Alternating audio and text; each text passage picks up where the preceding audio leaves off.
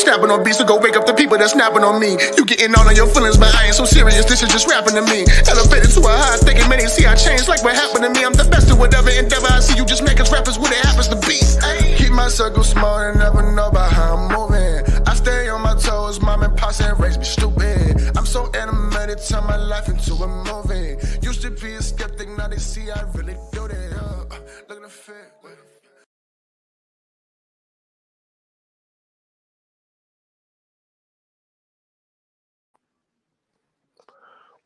Alright, man, peace.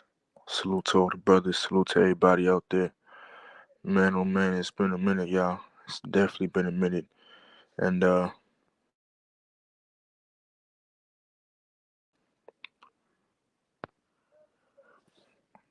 hey, you know what's funny, y'all? The funny thing is, I just really,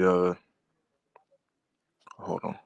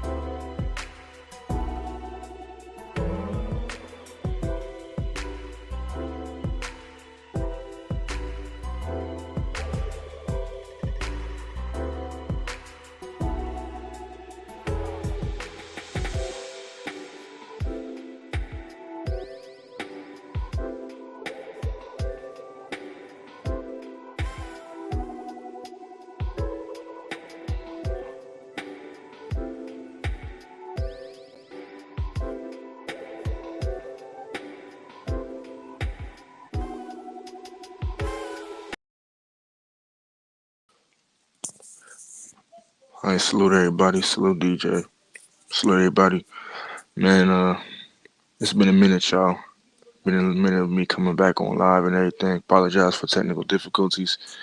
But, yeah, man, I mean, I would have made lives and stuff like that, you know what I mean, before, like, days ago and stuff like that. But which I didn't know, somebody hacked my account, and I wasn't able to really use or go live or the case may be. That's why my lives kept getting pushed back.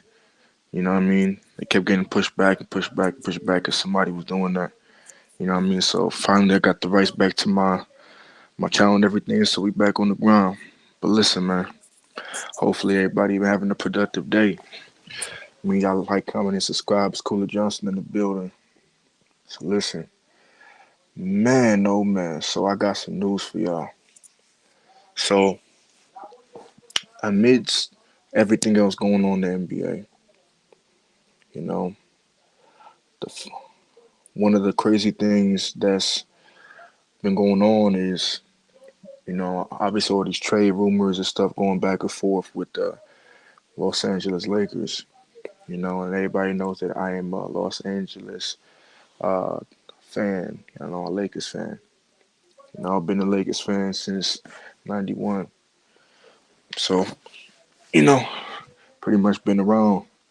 And so I know everybody's been hyped up or, wanting to know what's going on with the whole Kyrie situation to the Lakers, and obviously, reports and stuff already came out, as you guys have known recently, that LeBron James is pushing for Kyrie to come to LA amidst all the rumors, and especially how LeBron James he's not really worried about, um, the picks, and what I mean. He's not really worried about what we trade for Kyrie, and to be honest with y'all, I'm not worried about it, and I ain't worried about it neither.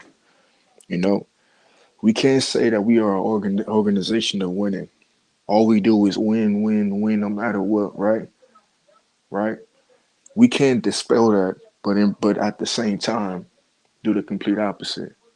We say that we have a winning culture over here. That is true, you know, in some aspects, in some aspects.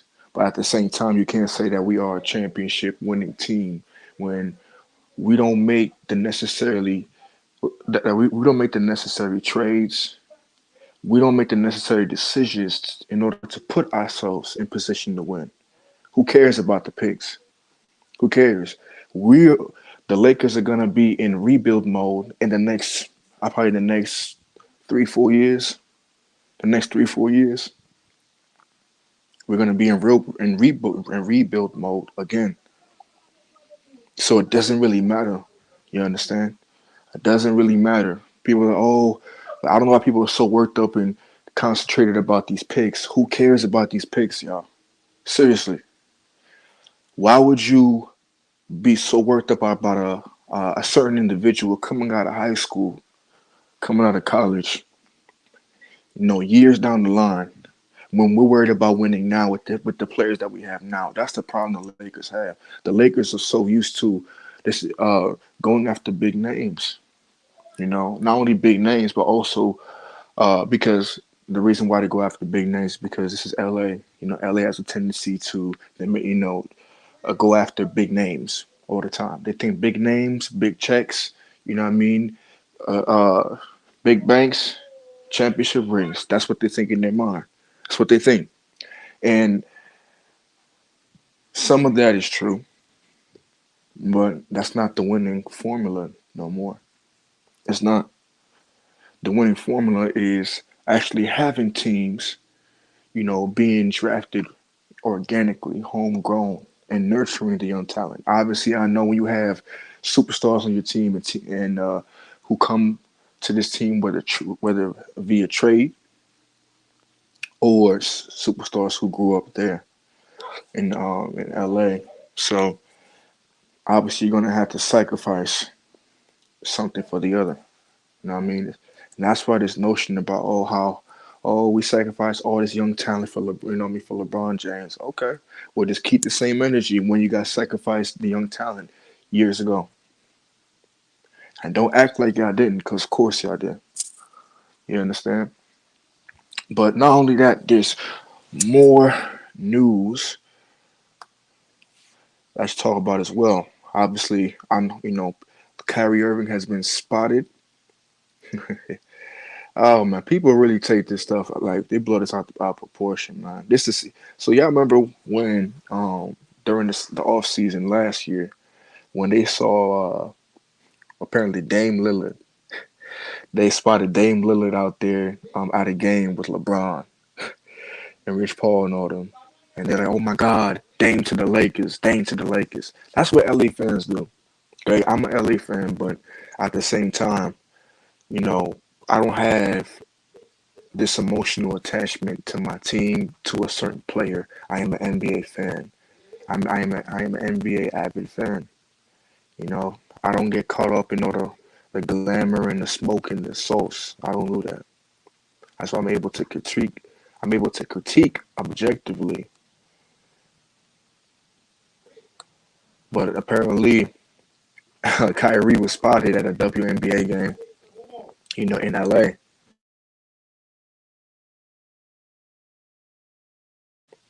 in LA, y'all. And what happened was, apparently people were saying, like I said, I don't even know why this is a report. He attended a WNBA game, you know, in the midst of all these NBA trade rumors and stuff circulating around. Why is this even news? Why is this even news? That's the problem. That is the problem a lot of people have. They think that when a certain player is in a certain town, it's the same thing when Kawhi was over there. When Kawhi was over there in LA, just chilling, people, oh, Kawhi to the Lakers, Kawhi to the Lakers. No, that's not necessarily the case at all times, guys. Stop connecting players and places. Stop connecting them, y'all, because the majority of the time is not that case at all.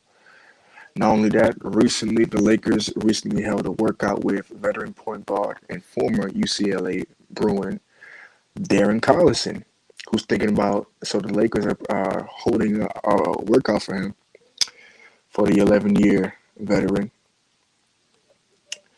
who's thinking about playing next season. Why? See, oh Lord, have mercy, man. Reports say the Lakers have filled out most of their roster since the start of free agency last week. Rob Pelinka and his staff, unlike last year, clearly made a concerted effort to add some youth and athleticism to the roster, but there's still 2 roster spots to be added. It appears the Lakers could be exploring adding veteran NBA point guard Darren Collison. Sources say, according to a report by Brad Turner of the LA Times, that Lakers recently held a workout for Collison. Sources say the Lakers had a free agent point guard Darren Collison in for a workout Wednesday. The 34-year-old played in 3 games with the Lakers last season and has interest in playing in the NBA this season. It says that Brad Turner reported that Collison, he played for the Lakers this past season during amongst the COVID cases that decimated NBA. He only really, obviously he was only there for a 10-day contract. He only averaged like 1 point, 2 points in 12 minutes. It was something else, But what's funny, y'all? Because the thing is, the only thing that the Lakers could offer the 11-year veteran is a veteran minimum, and that's probably around somewhere maybe like 2.9 million. You know what I mean? But I'm not too hung ho about Darren Collison, man, to be honest with y'all. Considering the fact that Kendrick Nunn missed a lot of the season with a knee injury, and I know LA can use another ball handler who can run the offense for probably in short spurts and stuff. So that's a big thing right there. So that's why I'm like, you know what? I'm not a fan of Darren Collison right there. I'm a fan of, I'm really hoping that we can get Kyrie. Really hope we can get Kyrie. That somewhere down the line we can finalize this deal and get Kyrie to the Lakers. Because Kyrie even said himself that he wants to be in LA. So if a player wants to be at a certain place, y'all, he made up his mind. But still, that's why the Lakers have a backup plan. As many of you have heard, the Lakers have a backup plan in Buddy Hield and Miles Turner. Now the Miles Turner trade reports as well has been going cold as of late. And so now they're talking about Buddy Hield. See, man, oh man.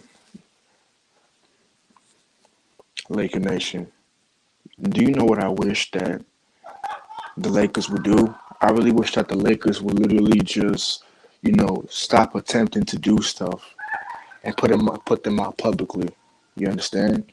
They should do, if they're going to make trades of certain stuff, they should just allow that to happen behind the scenes. Magic Johnson ruined a lot of trades just by opening his freaking mouth and saying about and then telling on certain information.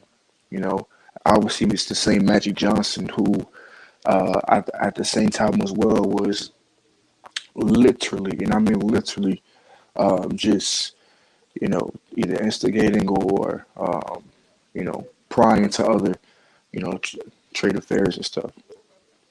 But like I said, man, We have 2 roster spots open, and so what the Lakers need right now is we need a ball handler, all right, to take some energy, to take some of the load off LeBron, because a lot of people is listen thing. People have to understand this.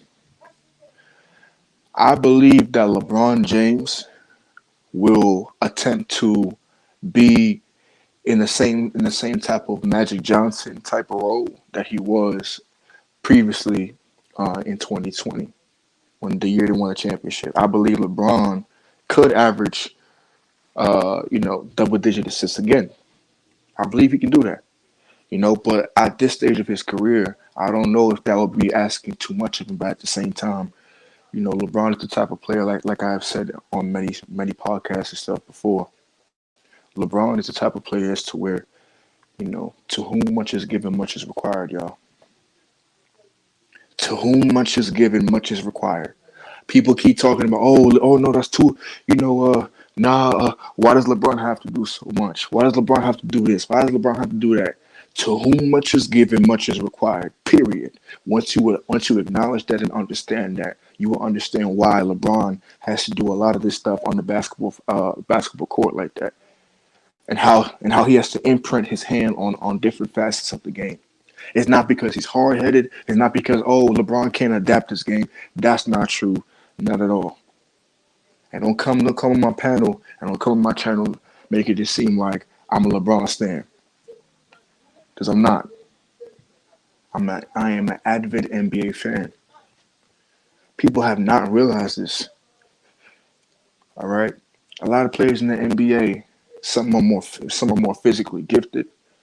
Some are more gifted, some are more gifted intellectually when it comes to the game. They're able to analyze and assess how to read and react to the defense, how to run offensive sets, how to be a coach on the floor, But then you have players who come into the league.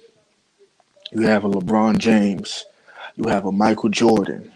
You have a Kobe Bryant. You have different players are coming to the NBA, that all of them have different roles and tasks and responsibilities to their team. Some are only asked to score the basketball. Some are only asked to score and defend. Some are even asked to even imprint on many different areas of the game, Many different areas of the game, y'all. LeBron James is the type of person who is so skilled, who is very talented and very gifted, that he doesn't only have one thing to offer. He has multiple things. And if people think that LeBron, all he does is play bully ball, you don't know nothing about basketball. You really don't. How can you play bully ball? Bully ball only gets you so far. And this is not even to talk about LeBron James, but I'm just giving you guys, an emphasis on what I'm talking about. Anyway, I believe that Kyrie putting him next to the Lakers will actually help LeBron, because people don't understand this too. LeBron James has been successful when he is next to, another ball handler, right? And a good big man. History is a chronology of things that already happened. There ain't nothing new. And so we have seen throughout LeBron James' career, LeBron, Kyrie, Kevin Love, championship. LeBron, AD, Rondo, championship. LeBron, D Wade, Chris Bosh, championship.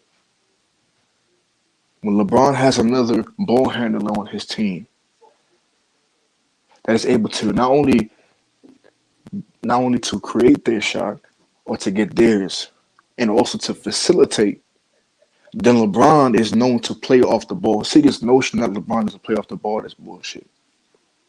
LeBron only plays off the ball when he is next to another dominant skilled ball handler, such as Kyrie, Rondo, you know what I mean? Emphasis, and it goes on and on and on. That's the fact. So I believe that Kyrie is the best situated with that. For me, my starting lineup for this season would be LeBron at the one. I would have if Kyrie's coming, I have Kyrie at the two. I would have Lonnie Walker at the three. I would have AD at the four, and then I would have Thomas Bryant at the five. And then off the bench, I would have man. I would have. hmm, do we still have Austin Reeves? Yeah, I think we still have Austin Reeves. But off the bench, man, I would have. This is tough. But all I know is I would have Jay Huff playing the backup center. Uh, I will also have. Hmm, that is very interesting. I'm gonna come back to that. I'm gonna come back on that. But man, oh man, the Lakers, y'all. It's crazy how everything's looking right now, y'all. It's absolutely wild to see how everything just digress, how everything is unfolding right now. People get so caught up in back and forth rumors and trade rumors and spills and stuff like that.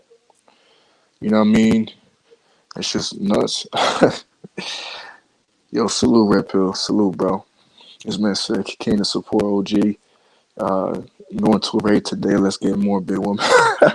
This nigga, man. Oh, so I guess it's Big Woman Fridays, huh?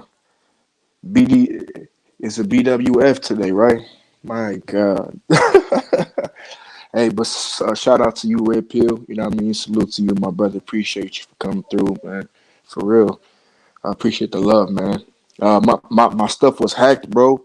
My account was hacked before, so I had to wait a couple of days to go back live, bro. Somebody's trying to use my account. You feel me? He said, "Fat Girl Friday." Hey, listen, whatever you like, Red Pill. Whatever, whatever you like, bro. Man, man, oh man. But hey, make sure that you know what I mean. You be on your best behavior, yo. You know what I mean. Just stay out of trouble and watch out for these little Tatianas out here that will get niggas in trouble. But yeah, man, enjoy yourself though. But yeah, man. The Lakers, man. Oh, and Jeannie Buss, man. Jeannie Buss doesn't know when to shut the hell up. Oh my goodness, yo. She don't know when to shut the hell up. That's the crazy thing. Yo, what's good, man? How are you, bro? How you been, man? I'm doing, I'm doing good, man. What's up with you, bro? Ah, man. I'm just waiting for the homie to pick me up. We're gonna go to a Raven, fucking the LA and shit. We're gonna pick up chicks. Maybe Hell get yeah. spicy, yo. I don't know, man. But I can't tell my girlfriend that though. I gotta keep on the low, man. Hey, Yeah, my girl. listen, we gonna keep it under wraps on this channel. Yeah, We ain't saying shit. yeah. I don't really care. I mean, I'll be honest. I've been cheating on my girl, but I'll be honest. Yeah. She doesn't even know, dude. So she was like, "Oh, I love you so much." I was like, "Yeah, hey, yeah." Like I'm texting other girls, so I don't really care. Golly. I mean, hey man, look, it's like I said, to each his own. You know what I mean? It's that's fine, bro. Like, look, I know I know homies of mine who are in relationships with like, you know, with three girls at the same time. Like he shares like three chicks at the same time, bro. You know Yeah, what I mean? Yeah, bro. I had a relationship like that myself too, bro. I was dating twins, bro, at one time. I remember that, bro. But you know yeah, what I mean? I'm married now, so that's that don't work with me. You know what I mean? I got a yeah, badass chick or whatever, so I'm cool. But yeah. do You gotta you, bro? have the morals when you're young. And well, I mean, I think when you're like a little the older and stuff, like you gotta have some form of the morals. Like you gotta have the morals and stuff. But when you're young, I tell people this. Like just enjoy life. The life is so valuable and stuff, and Right. you know. like the, I was gonna like this too, like the midst of shots you don't take in life, man. So if you see a fine girl, hey, like just shoot your shot, man. I tell guys out, man, like don't be scared, bro, Big facts. because the women are like the human too. It's like they're just the human like us also, and I see a lot of guys have that same the problem and stuff, man. I mean, yeah, because you know the thing is, a lot of men just have a lot of more. They have more growing up to do because they haven't realized in their life. They're like, oh, they think that woman is different, and that's not the bashful woman. I'm like, bro, anything that I'm capable of doing, feeling, or saying, you know what I mean, at all times, it's a woman can do the same exact thing. They ain't no different. They're no different, bro. Yeah, oh yeah, for That's sure. I it. mean, a lot of guys gotta to think about this, but all the women are the same, like they're all the same. They all to think the same way, Big facts. Big A facts, lot, man. yeah. I mean, I seen I, I seen the guys out there with like the finest chicks, but they're like the fattest fuck, dog. But like you know what, like this like the what I gotta like the the to say this and stuff is that like man, like they got like the personality or they got money. It's either that or both, Big personality and facts. yeah. I'm telling you, Yeah, man. I seen the broke fucking dudes like to pull the hottest chicks, man. Real shit though. It's all hell about yeah. confidence, man. That's all it is, bro. It's all about confidence. It's about self esteem.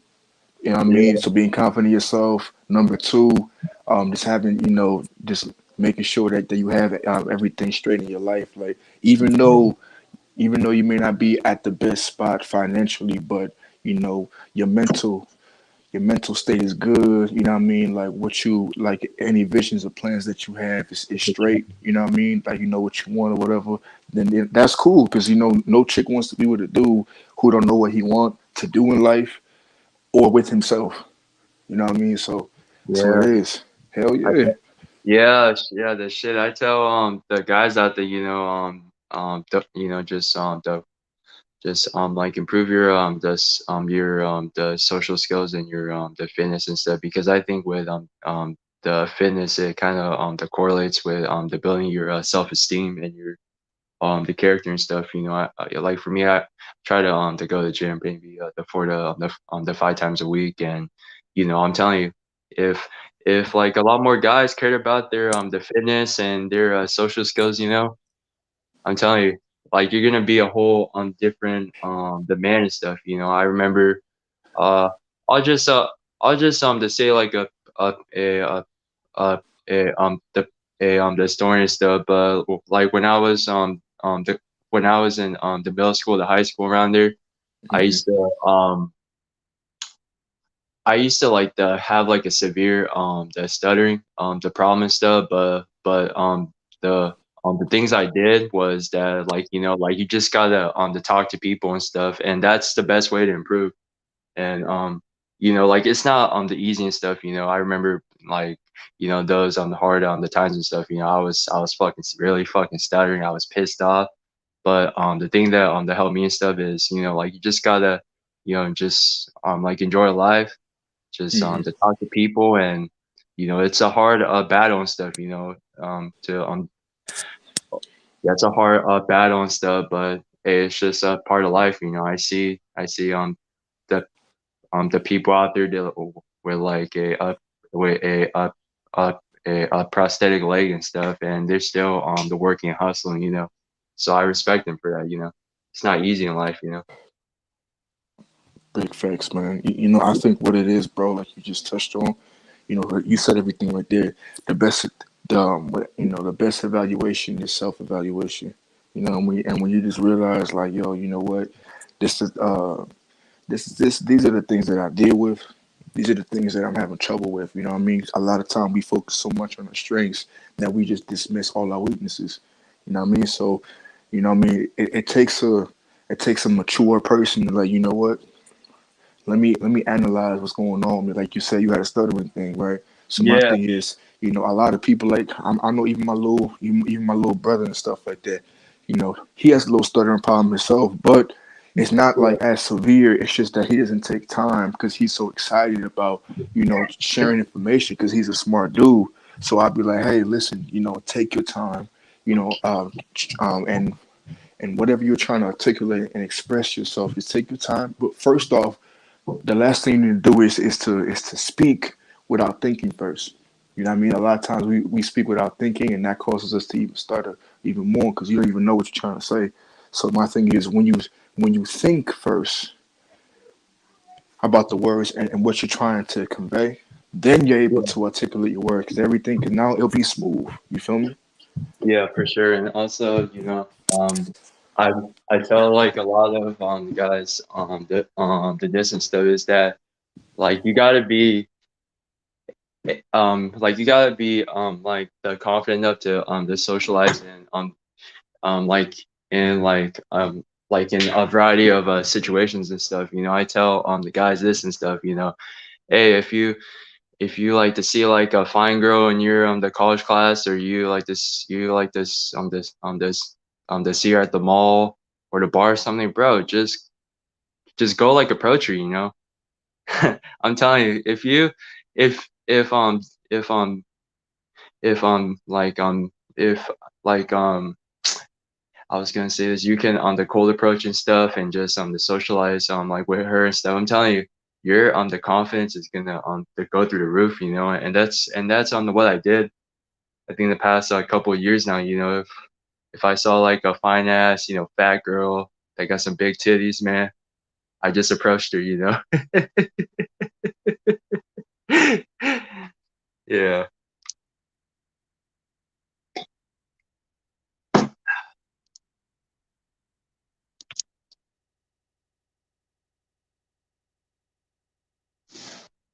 Shit. I get my shit.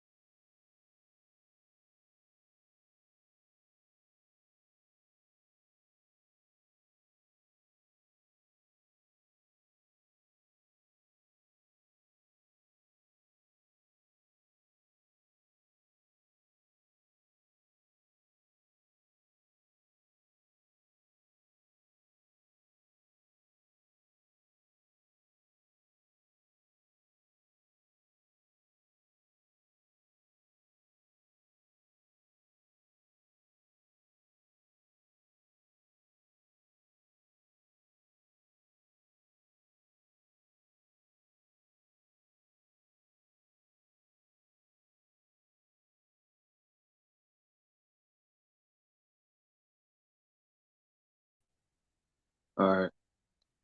Can you hear me, bro? Yeah, I think your the connection's fucked up or something like that. See. What's up, Bad Boy for Life? What's good, man? Yeah, great.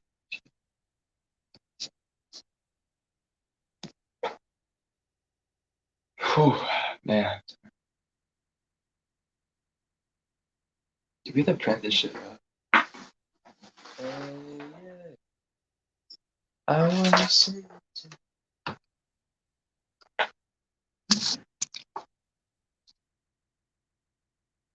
Lakers for life. What's good, bro? I'm here, man.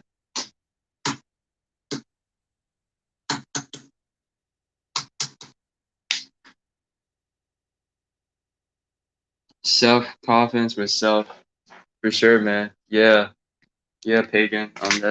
That's very agreeable.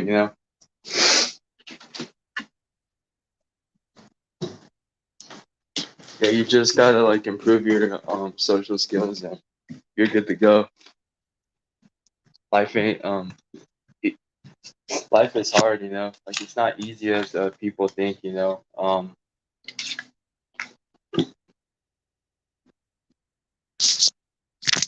Shit.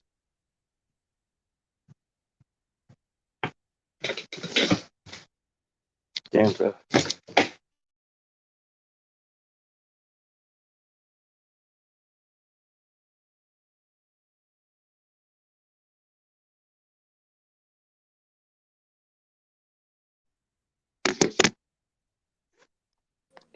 Yo, can you hear Yo, me?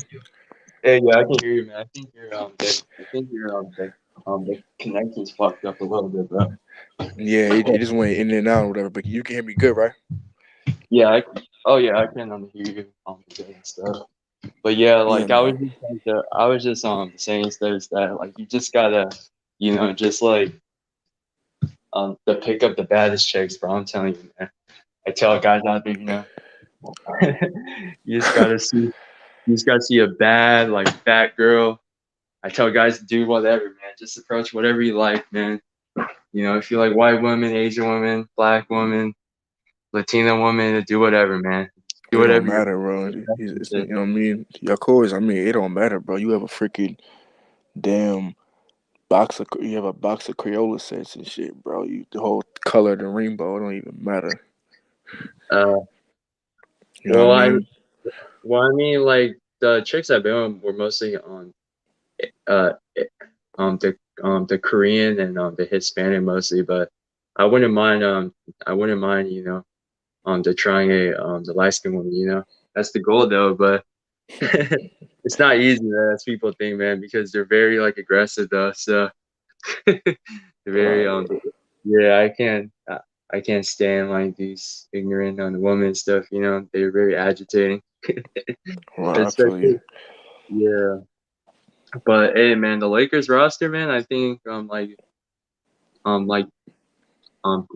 like that was your on the topic and stuff, but Hmm. I'll I'll say this though, but the Rob Palinka better on the hurry up and stuff, and he did on the Kyrie and stuff, man.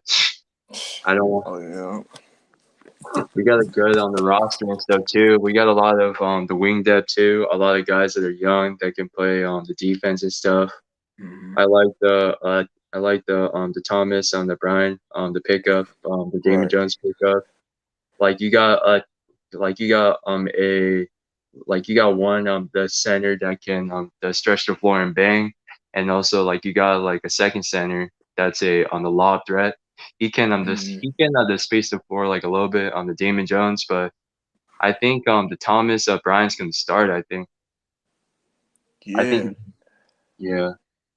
The Yeah. I other was thinking. guy Jay Hoff. You talking about Jay Hoff?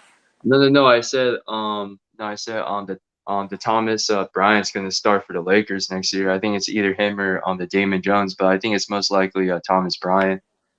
Yeah, yeah, because I was saying the same thing. Because look, if it was for me, I would have my starting lineup would be LeBron at the one, and hopefully Kyrie at the two, Lonnie Walker at the three. I'll have AD at the four, and then I'll have Thomas Bryant at the five. Like, god Thomas damn, like that shit is. You feel me? athlete, Like, you got fucking athletes everywhere and shit. So, but I was gonna to say this also and stuff, but like that the Lonnie Walker the pickup was fucking underrated, man. right How do you how what is he saying? How do you rate the calisthenics the versus versus gym? Jim. Mhm. Go ahead. Um I think with the calisthenics, it's more like kind of like the military based. I know that a lot of the army guys they do the pull up bars, they do like whatever they do. I don't know what they do that much, but I mean like for me, I go with the gym though. Pagan. I mean like for me, I run a bro split, which is like you gotta train the different the body part like each on the day and stuff. For example, it can be on the Mondays chest, Tuesdays legs, and etc. etc. But yeah, I mean the gym's better in my opinion though. Yeah, I mean, for me, I do a little bit of both, for different reasons. I think that depending on the person and your regimen, your diet, and your body, because some people, they're interested in doing calisthenics, but they can't really do it, what I mean, health wise per se, or they're not able to do it just progressively, what I mean. So Yeah. I do a little bit of both. But yeah, Pagan, Thomas Bryant, he is a five. He's He's a actually stretch five, five. bro. Yeah, he's a Yeah, stretch five, bro, and he can shoot the three. A lot of niggas don't even know that too. He can shoot the three, bro. yeah, You know what I'm saying? So yeah, and also like we got a lot of good the young the wings and stuff that are very the hardworking. We got the Troy Brown Jr. We got this the Mexican dude. I think his name Juan Toscano Anderson. Like that guy's a Hmm. good defender. He's very on the yeah. That guy's very like that like that like that was a sleeper pickup in my opinion. And any other pickups we had, I mean, eventually I won on the Horton Tucker the traded though. I mean, I don't really like his game. Uh, I think he's retarded, but oh man. AKA, TNT, Dynamite, bro. He just destroyed. Because it's like, he's just, you can tell who's like, he's just raw. You know what I mean? As a player, he's raw. He's not really just the type of player to incorporate into your offense because his IQ and everything is still not there. You know what I mean? And so he's doing, so I think for what the Lakers are doing now, we don't really need that, bro. So you could ship his ass out of here. Really, I don't really care. Send him to Raptors. That might be good for him. What's up, Ghost? yeah, Go I ahead, mean, bro. like for me, I was gonna like this say this though. Like for me, I'd rather have the Kendrick Nunn over like the Horton Tucker and stuff because I feel like like he that fits us better and stuff. The Kendrick Nunn, the K Nunn, like he that fits us in my opinion though. But Hmm. I mean, like what other guys do we like? Oh, man, I don't want the Westbrook on this the roster too, man. I don't even want that fucking the shithead on the roster, man. He's literally retarded. I call him the retard Russ. Retard Ah, Russ. yeah. He's a shithead, man. I really don't like that guy, man. Russ is a Hall of Famer though. I gotta give him his props, but man, bro, like when you're on the court, man, you play only the one way, and you don't play any defense, So terrible, man. Yeah. But That's why I this was really Darvin, confused. I'll go ahead, yeah, bro. yeah. I was just saying that Darvin Ham the the pickup was the solid and stuff. Like he seems like the type that's like no bullshit, no the nonsense coach. He's like those the coaches that are very mo- very the crazy fucking the motivational shit. But I mean like I fuck with the Darvin Ham, but like that white coach we had, what's that guy's name? Frank Vogel. That Frank, dude is Frank Frank. Googly, that bitch ass vocal. That's what his name is. No, I call him the Winnie the Pooh from Disney. Ye- Yeah, I, I'm not sure, bro. If you remember, I used to, I used to call in the bangs, this fucking that streaming stuff. I used to go Yeah. crazy on like Frank Vogel. I'm not sure if like you watched the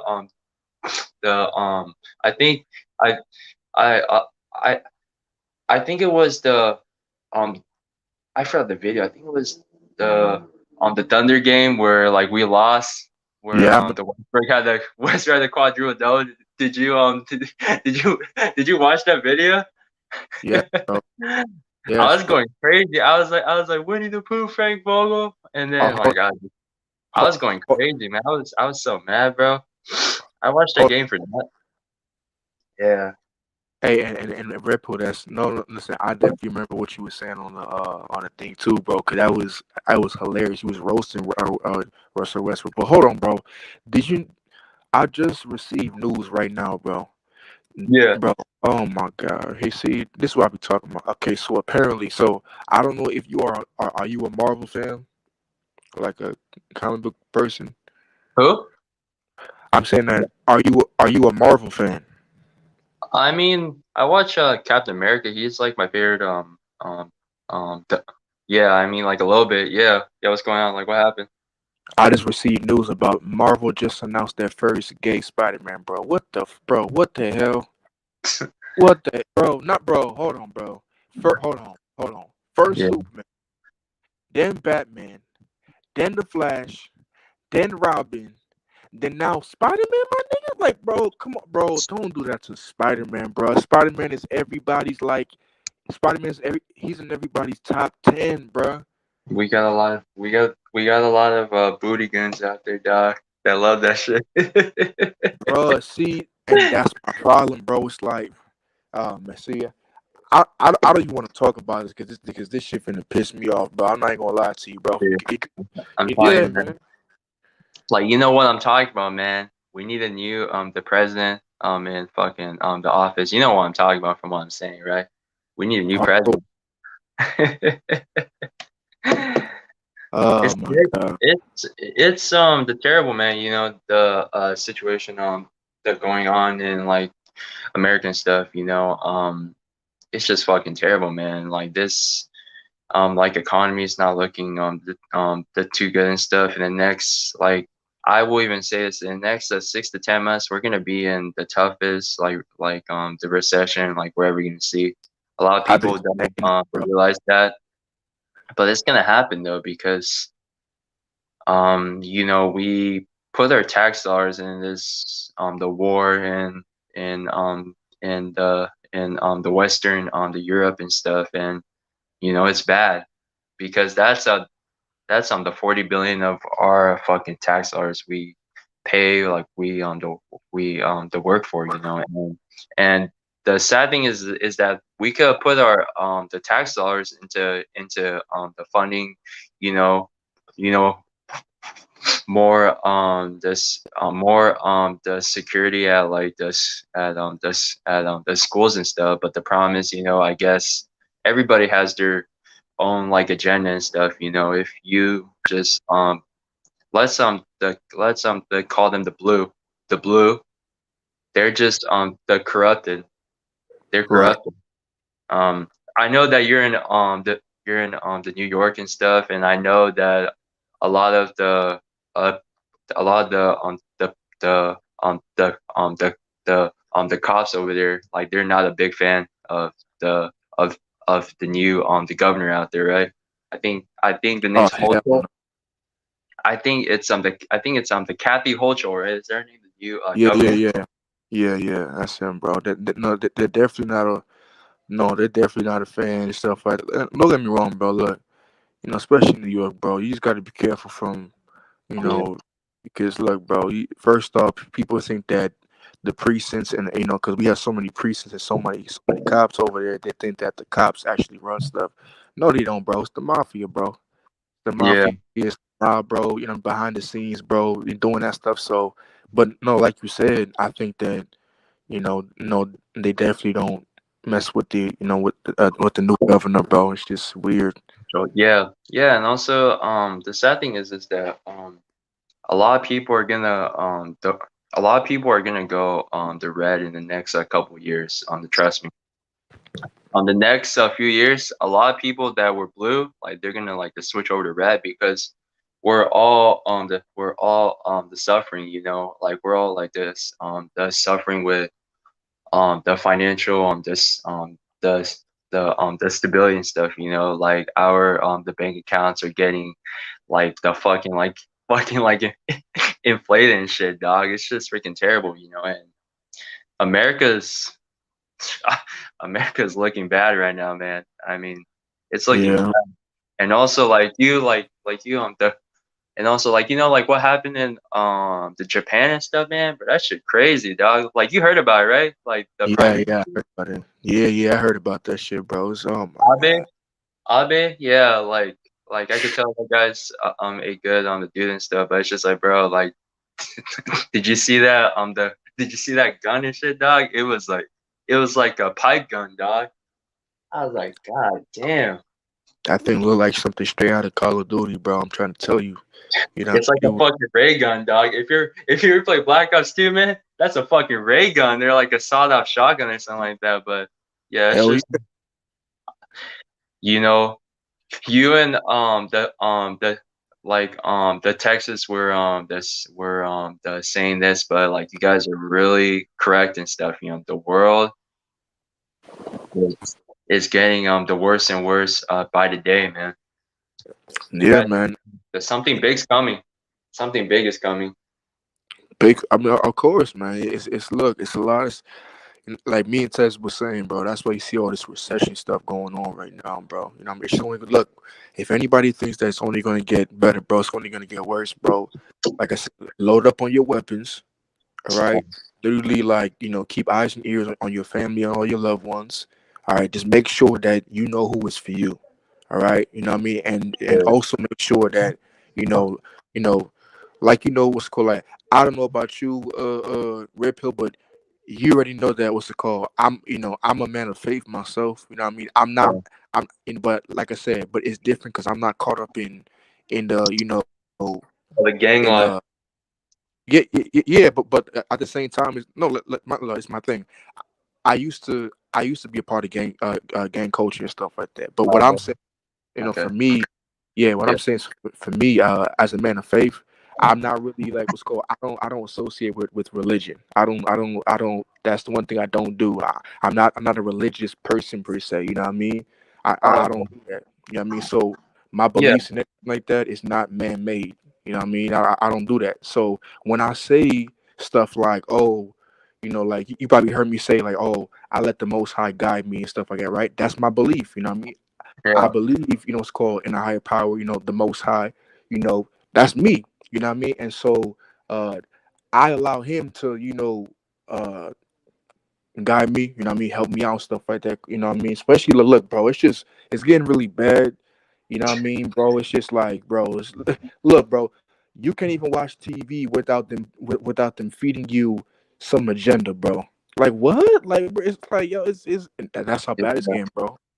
We're in we're in a we're in a the Marxist society and stuff, you know. We're in a Marxist society, you know, like that one dude named the I think America, like the right now, I think it's leaning towards this the socialism now, man. I'm telling you, I think it's very close to become us Yeah. this socialist and stuff. And like you have these politicians like the AOC, man. She's a diehard Bernie Sanders supporter and stuff. And like I know that like a lot of people in the New York and stuff, like they don't like her at all. Like I know for a fact a lot of people do not they like her and stuff. I think like for me, if I were to give my third person perspective on this, she's a hypocrite, man.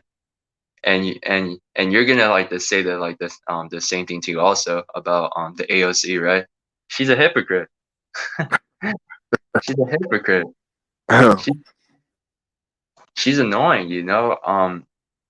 America is built on the democracy and stuff, you know. Like we're not trying to be in the socialist the society and stuff, you know. And her like her fucking agenda is just crazy, man. I mean, she looks like a fucking rat, dog, that came out of fucking Ninja Turtles, man.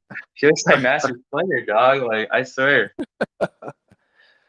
Yeah, Oh man, I but see, mean, see, yeah, and what you're saying is fast too, because it's like, look, bro, this is America is in an an imperialist country, you know what I mean? And the thing is, it's funny how you know our government and stuff like that is run, but it's like, you know, look, we know how the government everything is run. So it's like, yo, so you see how they're trying to turn America stuff. Well, America, they're trying to turn America into like a parliament. You know what I mean? And because you remember years ago, bro.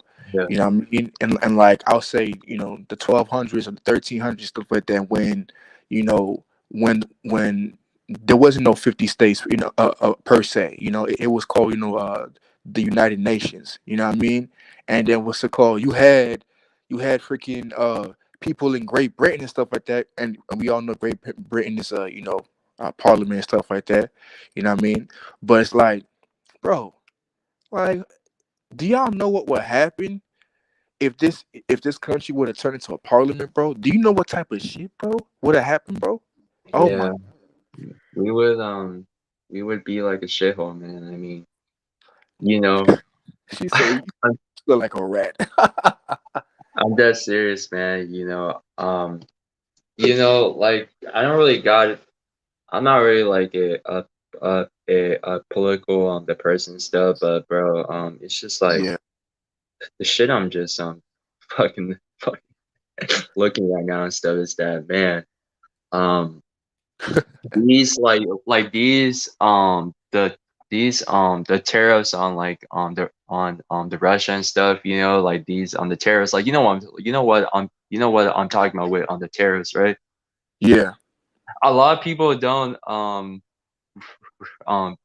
a lot of people don't to think about this, but those the tariffs are not like effective in general because you know how the China and those the other countries they're still on the buying from on the Russia for the oil and stuff. right, They they they changed they changed the money and stuff. So like right, the funny thing is they're still they're making money, but it's in a different way. It's in a different the currency and stuff, you know. And a lot of people don't to realize that you know us the tariffing the Russian stuff, man. Like bro bro like the Russians are not stupid. Um, they're not. Putin, um Putin's not retarded. Like that dude's ex KGB. He's not retarded, man. Like he knows the Western society and stuff, and you know Right, right. a lot of people don't realize that they're like, oh yeah, man, we're the tariffing fucking Russia, but the problem is you guys are not. Russia's still making money on the changing the currency and stuff. You know, a lot of people don't realize that, man, and people are just the stupid in general. A lot of like Americans, man, like you guys need to get your life in check first. You guys gotta see what's going on and stuff. You know, I mean. You know, like my the parents were from the Busan the South Koreans that like they the they traveled out of the Korean stuff for a better life, and I know the fucking the struggle and stuff. Right. I'm a first the generation the college student, man, and it's not easy. Life's not easy for us, you know. I mean, we're barely surviving on the paycheck, the paycheck, but it's not easy. America's not easy as people think, man. You know, I'm telling you, America makes a lot of these the women even more cocky and stuff. You know, I saw this the video on the World Star and stuff. I think it was a couple the days ago. These the chicks from the New York, they were just like destroying that fucking restaurant. Have you seen the video? Yeah, I did. I saw that video, bro. I The was three laughing. chicks, Like, the three wow. chicks that are doing it, bro. Yeah. Chicks like that, you should definitely like avoid at all costs because they are very the masculine, bro. I could tell they showed a lot of on the masculine on the traits and stuff, you know, and I don't like that person like in the woman stuff. When you get like this when you get like the sensitive over that shit where they don't give you like a tip or anything, man, and you get angry like that, well, that shows that you have no the morals and the character and stuff, you know. When I Hey, saw that shit, when you when you saw that shit, bro, they fucking tear that shit down. They were throwing ice cream at that fucking camera, dude. I was like, God damn. They lucky that somebody didn't. You lucky that somebody didn't pick up a brick and chuck it at their ass, bro. Freaking threw it at their head and shit. I mean, because in New York, that shit would have definitely happened, bro. Somebody would have threw a rock or freaking, or probably would have seen people across the street. You know, what I mean, for the community could coming in with bats and shit would have beat the shit out of people. You don't do that. I don't fuck with the New York chicks, dog. They're too like fucking aggressive for me, man. When I saw that video, like you guys want to tear down a fucking small the business and like those women, man. I don't really feel the bad for them, you know. Like you guys need the therapy and stuff, you know. I say this, but there's Yeah. a there's a I think that there's a the case study and stuff. I think it was I think I saw this on the video and stuff, but it was like the 70% of 70% of the women like they're in the some form of the therapy and stuff. They're like they've been to the therapy like a couple times, or like they took the medication stuff first. So I'm telling you, it's gonna get even worse for like so many like the females these days. And I'm just rewatching this video right now. I'm just like, bro, they fucking tore down the glass shit. I was like, damn, these females are bitches, bro. Like, you fucking No. tear down small business like that. What's up? What's up, bro? Okay, what's the grandiose subject for today? Oh man, Oh, did you see that the video and shit, like in the New York, like where like those three the three the females were just tearing down the business. Like, did you see that video on the jumper and stuff, dog? It's fucking funny. Actually, I haven't even watched any of the any of the content No Jumper came out this week. It's on social media, dog. It's on it's on the fucking the gram and shit, man. Like these fucking females were tearing down this restaurant, dog, bro. Just search it up, bro. It's on the jumper on the gram, man. Where you can like share the screen, but don't play the audio. Yeah, yo, salute GT.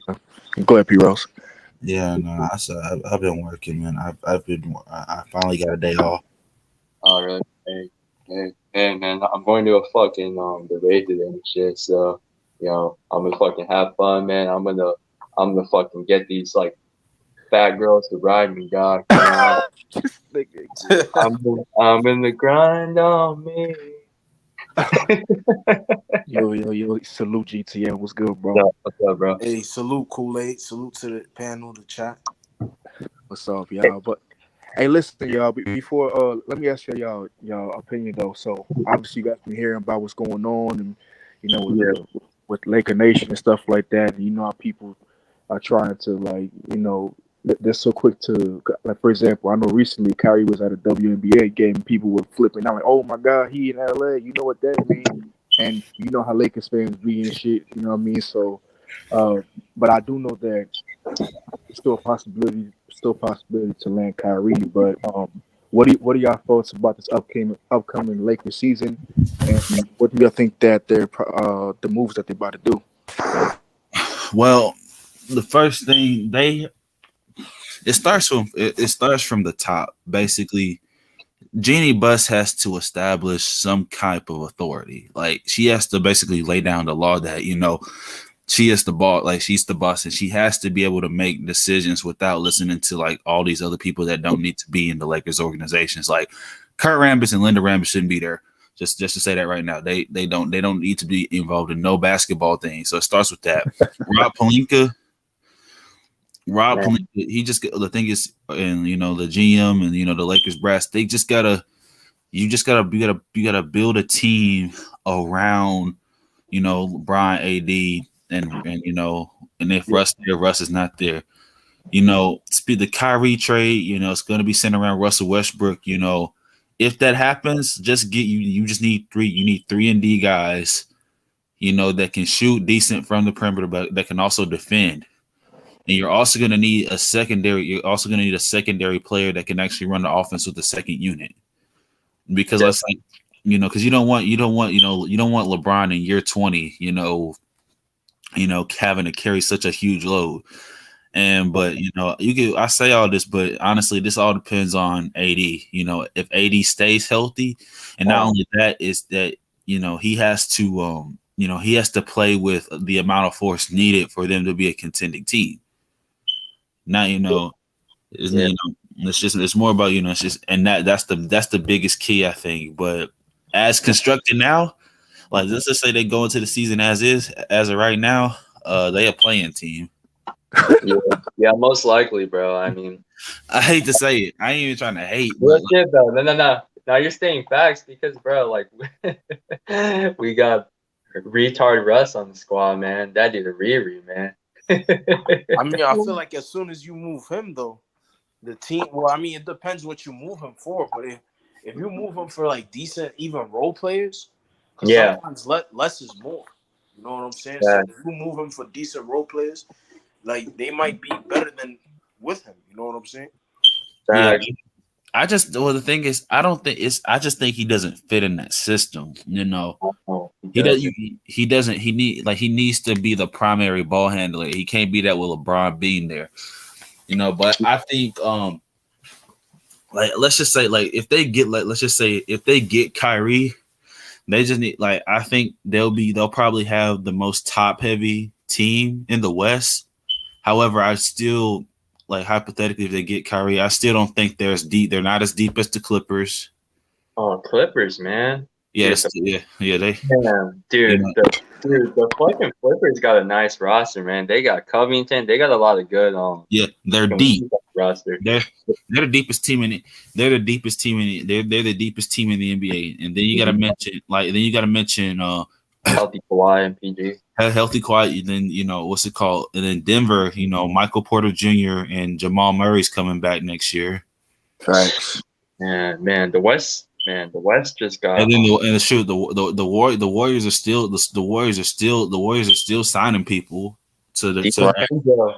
That was a good pickup for the Warriors. I like the pickup for the Warriors and stuff. The defense, DiVincenzo's nice. Like that dude's fucking hella Wait, like who? Dante DiVincenzo. yeah That's all for the Bucks. the white dude on the Bucks that can dunk and shit. God damn, bro. That's a good pickup for the Warriors and stuff. And man, I really just don't like the fucking the Genie Bus. I could lay it down for you. Like playing Genie Bus. I don't mind the 60-year-olds, but please to change the roster and please trade the Westbrook and stuff, man. He's just a bad fit for us. We can't rely on the ball dominant the players and stuff. It's not gonna fucking work like that. And then it's just like, man, like this the woman the fucking Jeannie Buss, man, like this I could to help her out too, please, Oh my God. They call me over to the bedroom. I could help you and please make some moves. Help Lakers. Man, you disgusting, man. No, I'm sorry, man. Like, bro, I fuck the whatever and stuff. I remember I fucked a 230-pound chick, bro. I don't really care, man. It's whatever, bro. Oh, no. Hey, Red Bull, listen, bro. Listen, bro. I'll lay down a 60-year-old, man. So I don't mind that, man. I don't mind, bro. It's whatever, man. Just knock your shit down like bowling balls, man. Yeah, so like there's already been yeah. So they got the unrestricted free agents. You got so like let's see who's there. So I don't know if the Lakers gonna re-sign Avery Bradley. I don't think that's gonna happen. He's gone. Yeah, he's gone. So here's what you got. So here's who's out there. So you have Andre Iguodala's retiring. So you have Serge Ibaka. We ain't getting him. Shoot. I was gonna sit in there and Miles Bridges is gonna be in jail for the next 10 years. So yeah, make him cereal sandwiches and freaking and pocket dolls and shit. I was like, speaking of that, I be telling these dudes, bro, leave. It's better. Like, I don't care what she do, just leave. It's better for you to leave than to engage, because that's tend to engage in an altercation, because this is what happened. Yeah.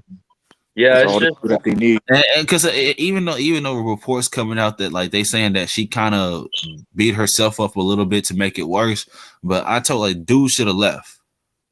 Hell yeah. I don't know, man. He's just the stupid, in my opinion. You gotta also take in the consideration and stuff that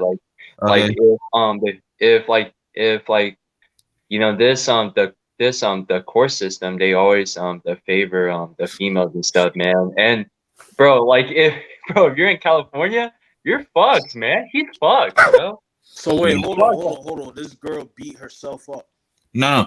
Miles Bridges put hands on her. Like that's already been confirmed.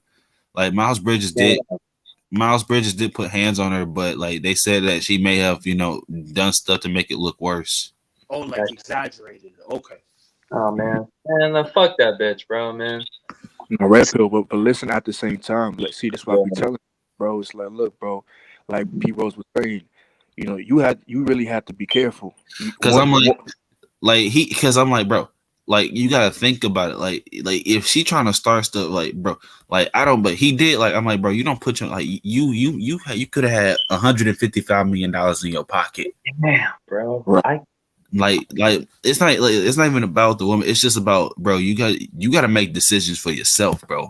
I say it's better to walk away than to engage in altercation.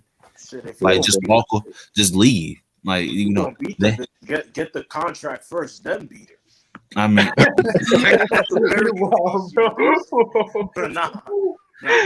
yeah. Okay, no. So back to these free agents. Okay, so you have Nemanja. Hold on, P Rose. Hey, and listen, for all y'all listening, man. You know what I'm saying? Like, comment, and subscribe. But this is why I be telling y'all, brothers, man. Protect your seed. Protect your seed. You know what I mean? Just because it's not only just about the woman. I think this is really just a reflection on Miles Bridges, because a lot of niggas are just as guilty as the chick, because a lot of people can think that Miles Bridges had nothing to do with it or whatever it may be, but he's probably just as toxic as she is. But go ahead, P Rose. Yeah, because he did admit that he put his hands on her, like he did admit that. So man, niggas said free R. Kelly, nigga. Fuck R. Kelly, nigga. Oh, yeah. Well, actually, the thing is, they're not pulling the qualifying offer. They're not. Got you. Yeah. But like, what happened to like that I forgot his name, Demontrezl Harrell, like that guy got a felony, right? Like for the weed and shit, right? His idiot ass had 4 pounds of weed on him. 4 pounds. I understand a gram. I understand a few grams, but pound, like, do you know how big, like they said, dude? They said he had like 2 Walmart bags full of weed, bro. Damn, he's so wait, Montrezl Harrell's getting locked up too? Yeah, but the thing is, you forget, like, in South Carolina, they're not. Well, North Carolina, they're really not strict. He was in Kentucky, which is one of the strict drug states in America. Dude, they're fucking racist over there too, man. They're fucking racist as hell in Kentucky, bro. Hell no. Yeah, it's just a strict. But that's him. But yeah, they said. I'm looking at this, man. Who else they got? Markieff Morris. Nah, I don't think the Lakers want him. Oh, hell no. No, fuck that guy, man. I mean, like that guy was good in the bubble, though. He helped us in on the Houston series because we went to small ball, but he's not. But listen, at the same time, like I have, who knows? Maybe he switched places with his brother and shit. Maybe that was Marcus Morris actually playing for us. We don't know. We don't know.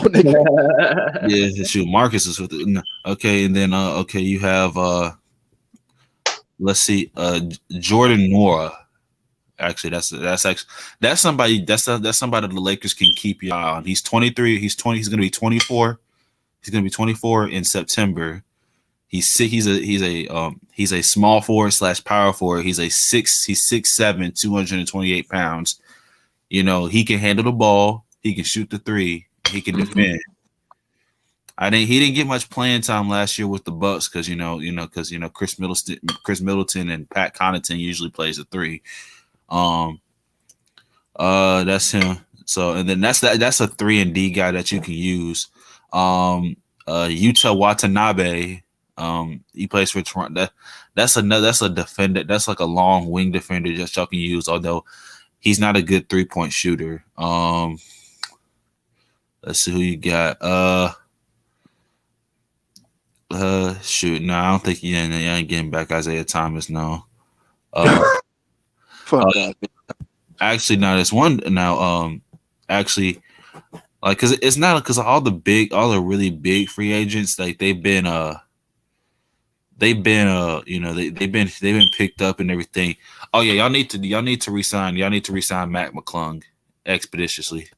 Like, wait, but wasn't he? I heard some reports about him potentially, like, I think like something about the Warriors or Oh something no, like that. no. Yeah, he. Those are the two teams that y'all. I mean, but y'all need to sign him back before the Warriors get their hands on him. Because I know, because of the war. Because just like if you like his athleticism, like just imagine, like he could run. He could run. Honestly, he could run that Warriors second unit, right? And he can run it.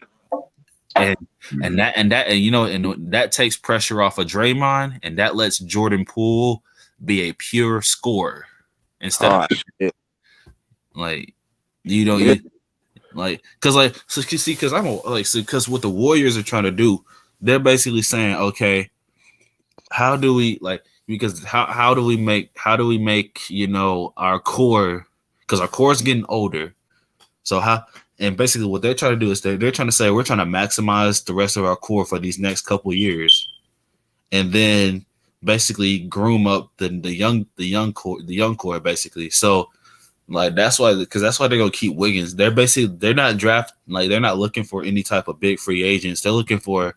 The Warriors are looking for players that can do like the little things, like that can defend, that can like do the intricacy stuff, because like if Klay doesn't have to worry about defending the best player on the other team, and that could be like Jonathan Kuminga's job, he can just focus on running around screens and getting open threes. Same thing with Steph. And then the thing is, like with Jonathan Kuminga, it's just if he works on his game and he works on his offensive skill set, that he's gonna be a problem. And then not to forget James Wiseman and everything, and and that's what they're loading. But like that, that's why I say the Lakers need to sign Mike McClung, because I think the Warriors are trying to get him. You have let's see. I'm looking for wings. Let's see. You have Quindary Weatherspoon, Golden State free agent, 6'6" shooting guard, small forward. What the hell type of name? Yeah, his name is Quindary. Yeah, that's a name. That's a name. He's a slasher. He can defend. He didn't get much playing time, because how deep the Warriors were. Right. Let's see. I know y'all don't want Lance to make him dance again. Y'all don't need that no more. I mean, I'm cool with him, but as far as I don't think the Lakers organization is probably going to do that. Yeah. I don't think y'all want Tristan Kardashian. Oh hell! I was literally 3-piece LeBron and shit. I don't ever do that. No. Hey, no. Hey, because I forgot when we got traded to Chicago earlier this past season, Brett. Somebody posted a billboard that said, "Hide your wife, hide your kids." Damn. No. This man be sliding into everything. He do though. He really do. All right, and then what about Rodney Hood? I don't know if the Clippers they're trying to sign him back. I don't know if they can get him. Nah, bro. Look, Rodney Hood, we cool, but I think that as far as everybody's last recent memory of him was him missing those free throws and shit in game 1. Of the NBA Finals. So I think we cool. That was George Hill that missed the free throws. Oh, George Hill. Oh, okay. Oh, Rodney Hood. He was on the Warriors, right? I'm pretty sure he was on the Warriors. He was on the Clippers. Oh, right. Okay. Right. Okay. I mean, because I'm looking at wings and everything. I mean, what about Josh Jackson? Josh Jackson, that's pretty interesting. That's pretty interesting, though. You know what I mean? But it depends on how much we're willing to give him. You know what I mean? That's the thing. He's looking for he's looking for $6 million. Okay, I think that's fine. I mean, that's the minimum. The maximum he's looking for is around 9 million. Oh hell no, we're not giving you 9 million, shit, nigga. Hell no, we don't even know you. You know, what I mean, 6 million. I think 6 million is decent, but do the Lakers want to take that risk? You know, what I mean, paying even if it's just for 6 million. You know what I mean? Because I'm like, so the average age. So and then you have DeAndre Ayton, who I don't know what they're gonna do with him. Ooh, The Lakers don't. The thing is, the Lakers don't have enough cap space to sign him outright. right. So it has to be a sign and trade. And then you're trying to get, and then at the same time you're trying to get with Kyrie, and the Suns are trying to get with KD. Now that's a 3-team trade that y'all can work on and everything. And what I'm hearing is that this morning that Sean Marks is meeting with Rob Pelinka. Hell yeah. I heard, bro, I heard that too because I think this was about I know we heard earlier, or maybe the day before that, about how the Lakers and the Spurs were talking about possibly a 3-team trade and shit for Kyrie and some picks. So yeah. Then you have Juancho Hernan Gomez, aka Bo Cruz. Hernan Gomez. Yeah. I remember him. Yeah. He was on the Knicks, right? I'm pretty sure he was on the Knicks with Melo. Yeah, he was on the Knicks. Yeah, he played the main character in that new Adam Sandler movie. Yeah, he did. Yeah. Oh, you got Jarrett Culver. Oh my gosh, I forgot about that man. That's actually a big Jarrett Culver. If he can stay healthy, bro, he's talented. He's very talented. If he can stay healthy. I know, and see, I'm with you, P-Rose. So that's my thing. It's just all about if the Lakers are willing to make, bless you, if the Lakers are willing to make a risk on that, because we're already dealing with, AD, aka Street Clothes, or aka like I usually call him, absolute dog wash until he proves otherwise. You know what I mean? Of him being injury prone. So I definitely know that the players you're talking about is very. He's very talented. It's just a matter of health. So I don't know if they're probably going to, risk it or anything. That's the thing. Yeah. That. Who else? You have Gorgie Ding. Right. Yeah, that's a big ball headed motherfucker. It's just big. He's just because I'm looking at most of these dudes. Because I heard about I know I heard about reports about the whole DeMarcus Cousins thing. I'm like, bro, I'm cool off that. We're good. We good. You got Admiral Schofield. Mm-hmm. Yeah, I heard about him. Sharif Cooper. Sharif. Ooh. Interesting. Yeah. Because he's a 2-way player. You have that because a lot of them you have because a lot of these kids, a lot of these other kids, most of the free agents that actually get playing time in the league, like they're on the backside of 30, and then most of these young cats, they're 2-way players or basically G League players, right? So, and you don't get a. And the weird thing is, like the G League be influxing players all the time. So we have 450 players on an NBA rosters, but you have anywhere from like 300 to 400 players that are on G League rosters, and then you have another couple hundred people that are going from different pro leagues and everything. Mm-hmm. Yeah, that's it. Yeah, not because you should. They have a pro team. They have a pro team. Where I go to school at, and it's like I forgot, but I forgot. Oh yeah, I forgot. You had and then but all these people that are signed and everything, Shoot, none. That's like it's crazy how many people they've signed, man. I know. It's oh my God. Wow. At this rate too. Wow. It's gonna be.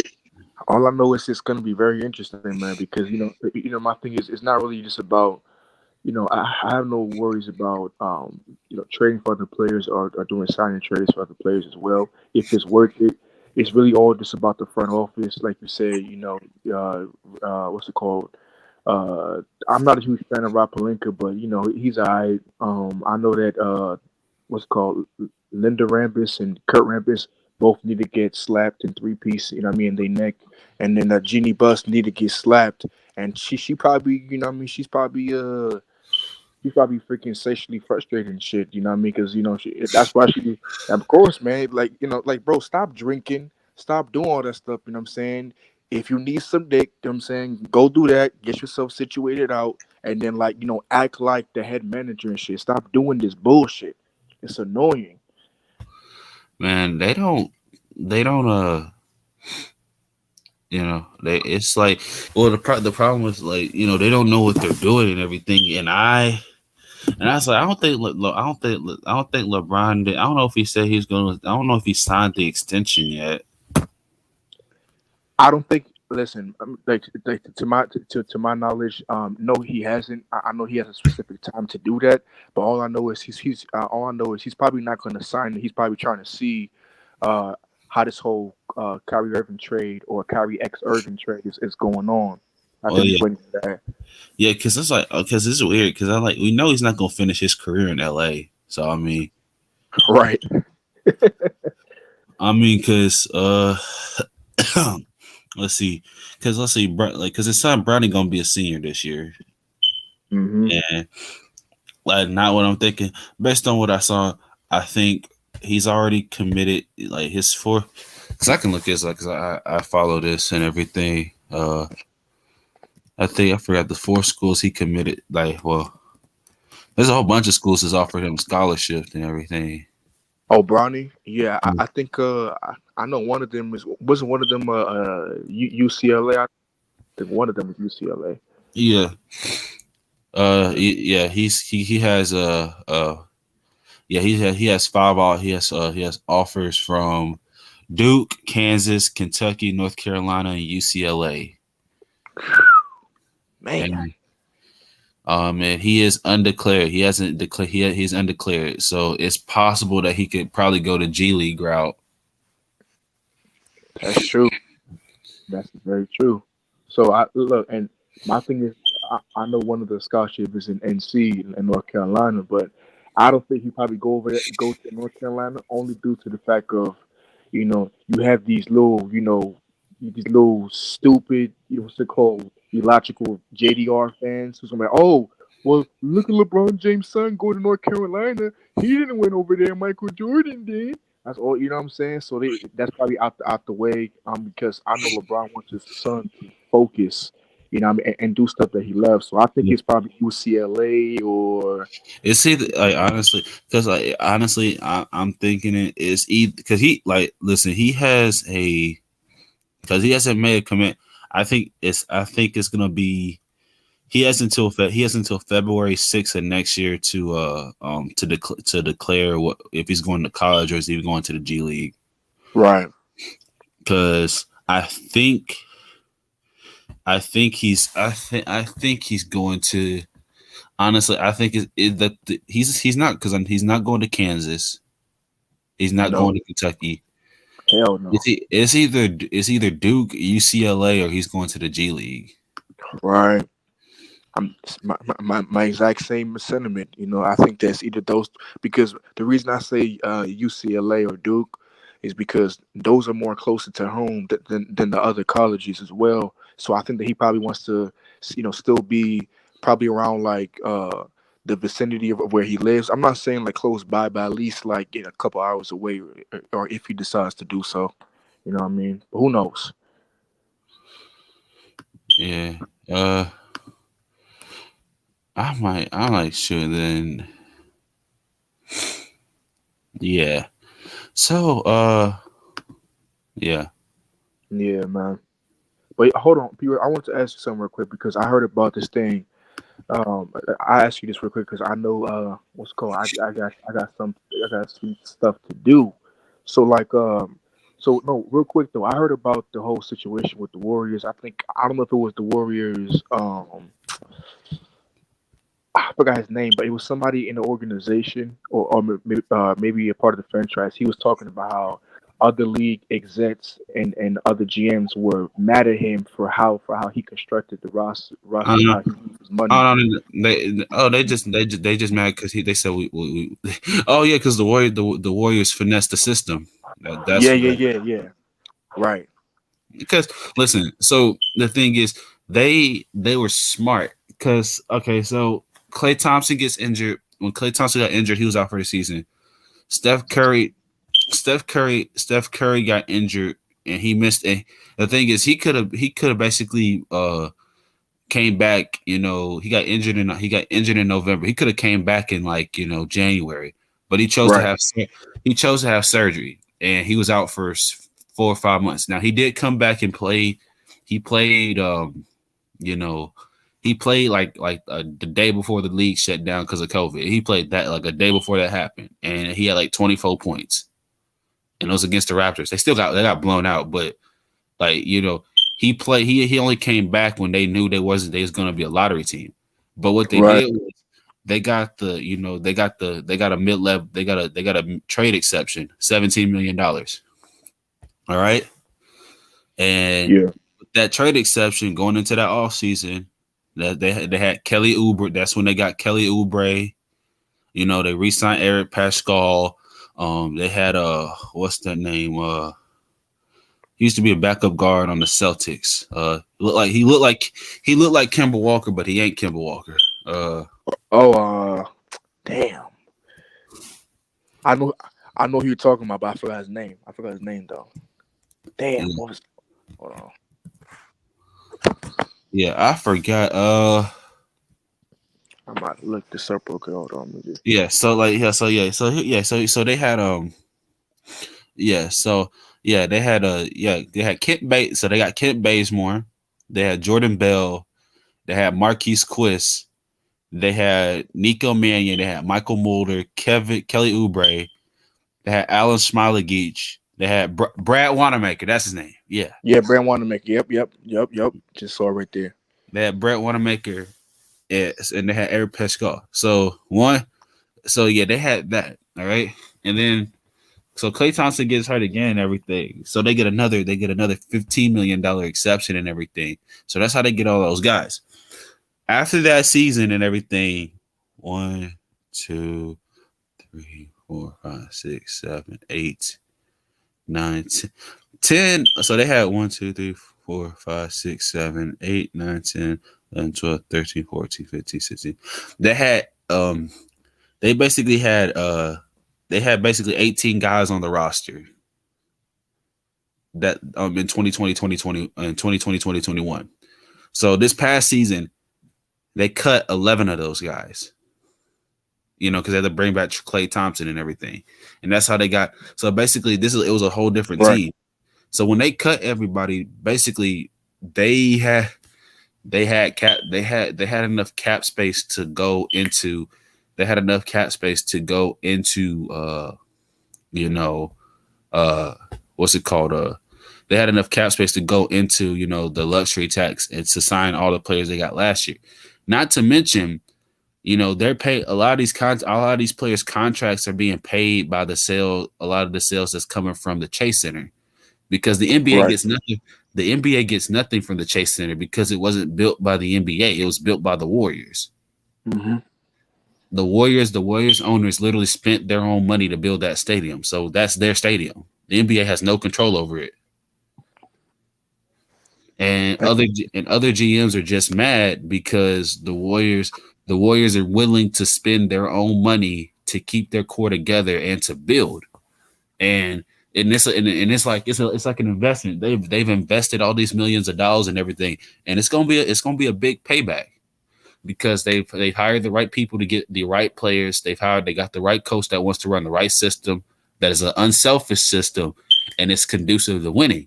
So I might don't be surprised. because I'm serious. If they win, like, let's say in the next 10 years, they win like 2 or 3 more championships. Oh, like they're gonna be they might be they're probably gonna be the most valued franchise in the NBA. Right.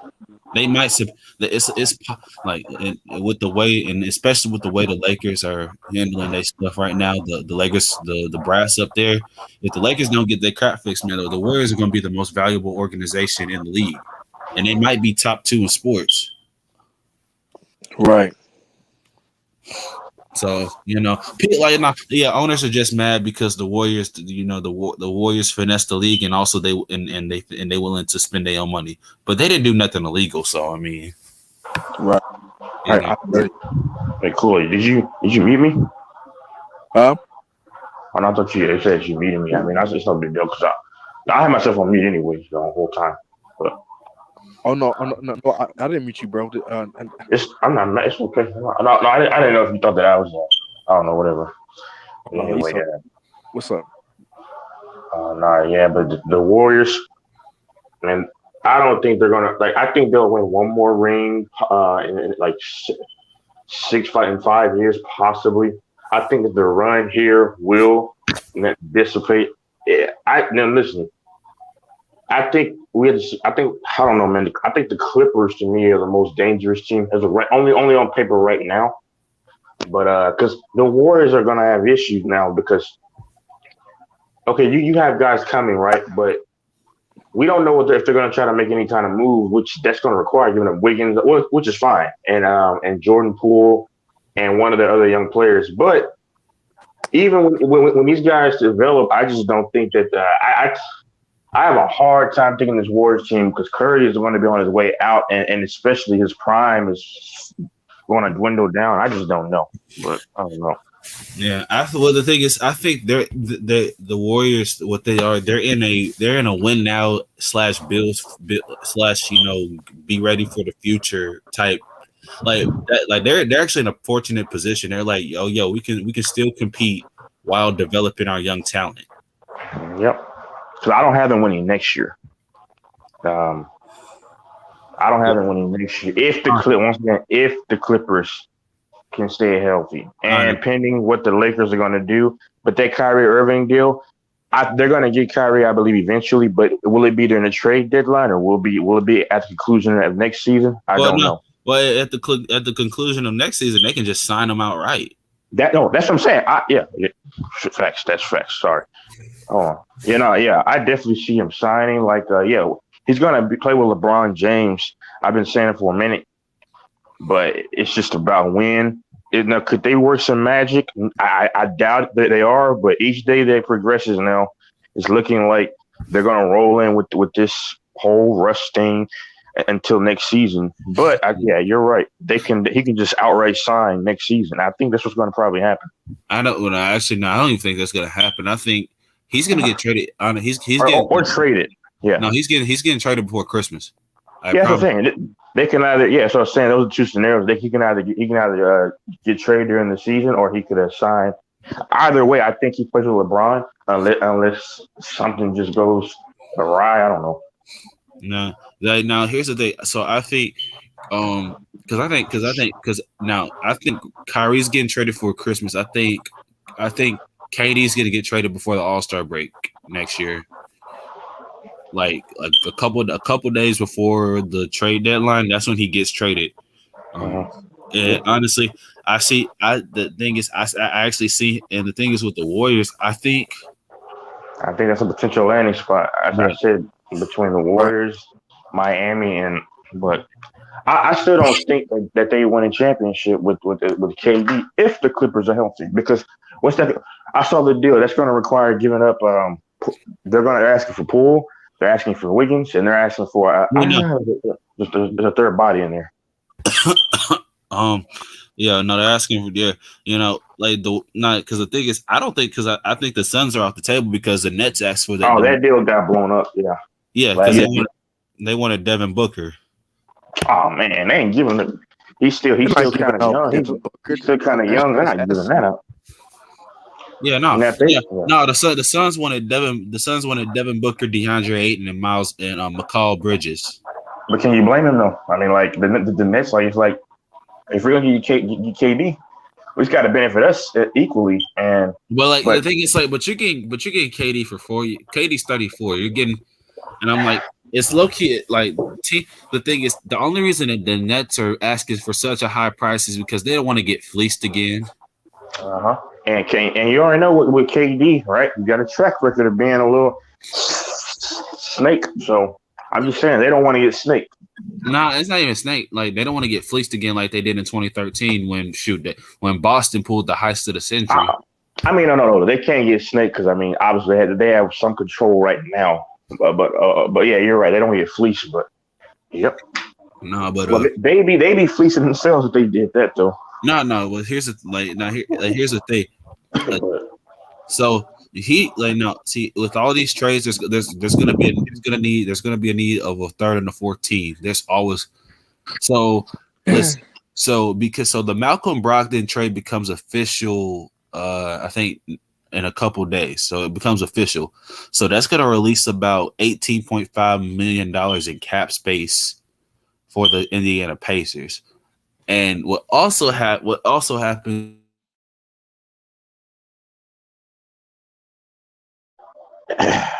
No, you still there? P. Rose, You still there, though? It should come back. Yo, my.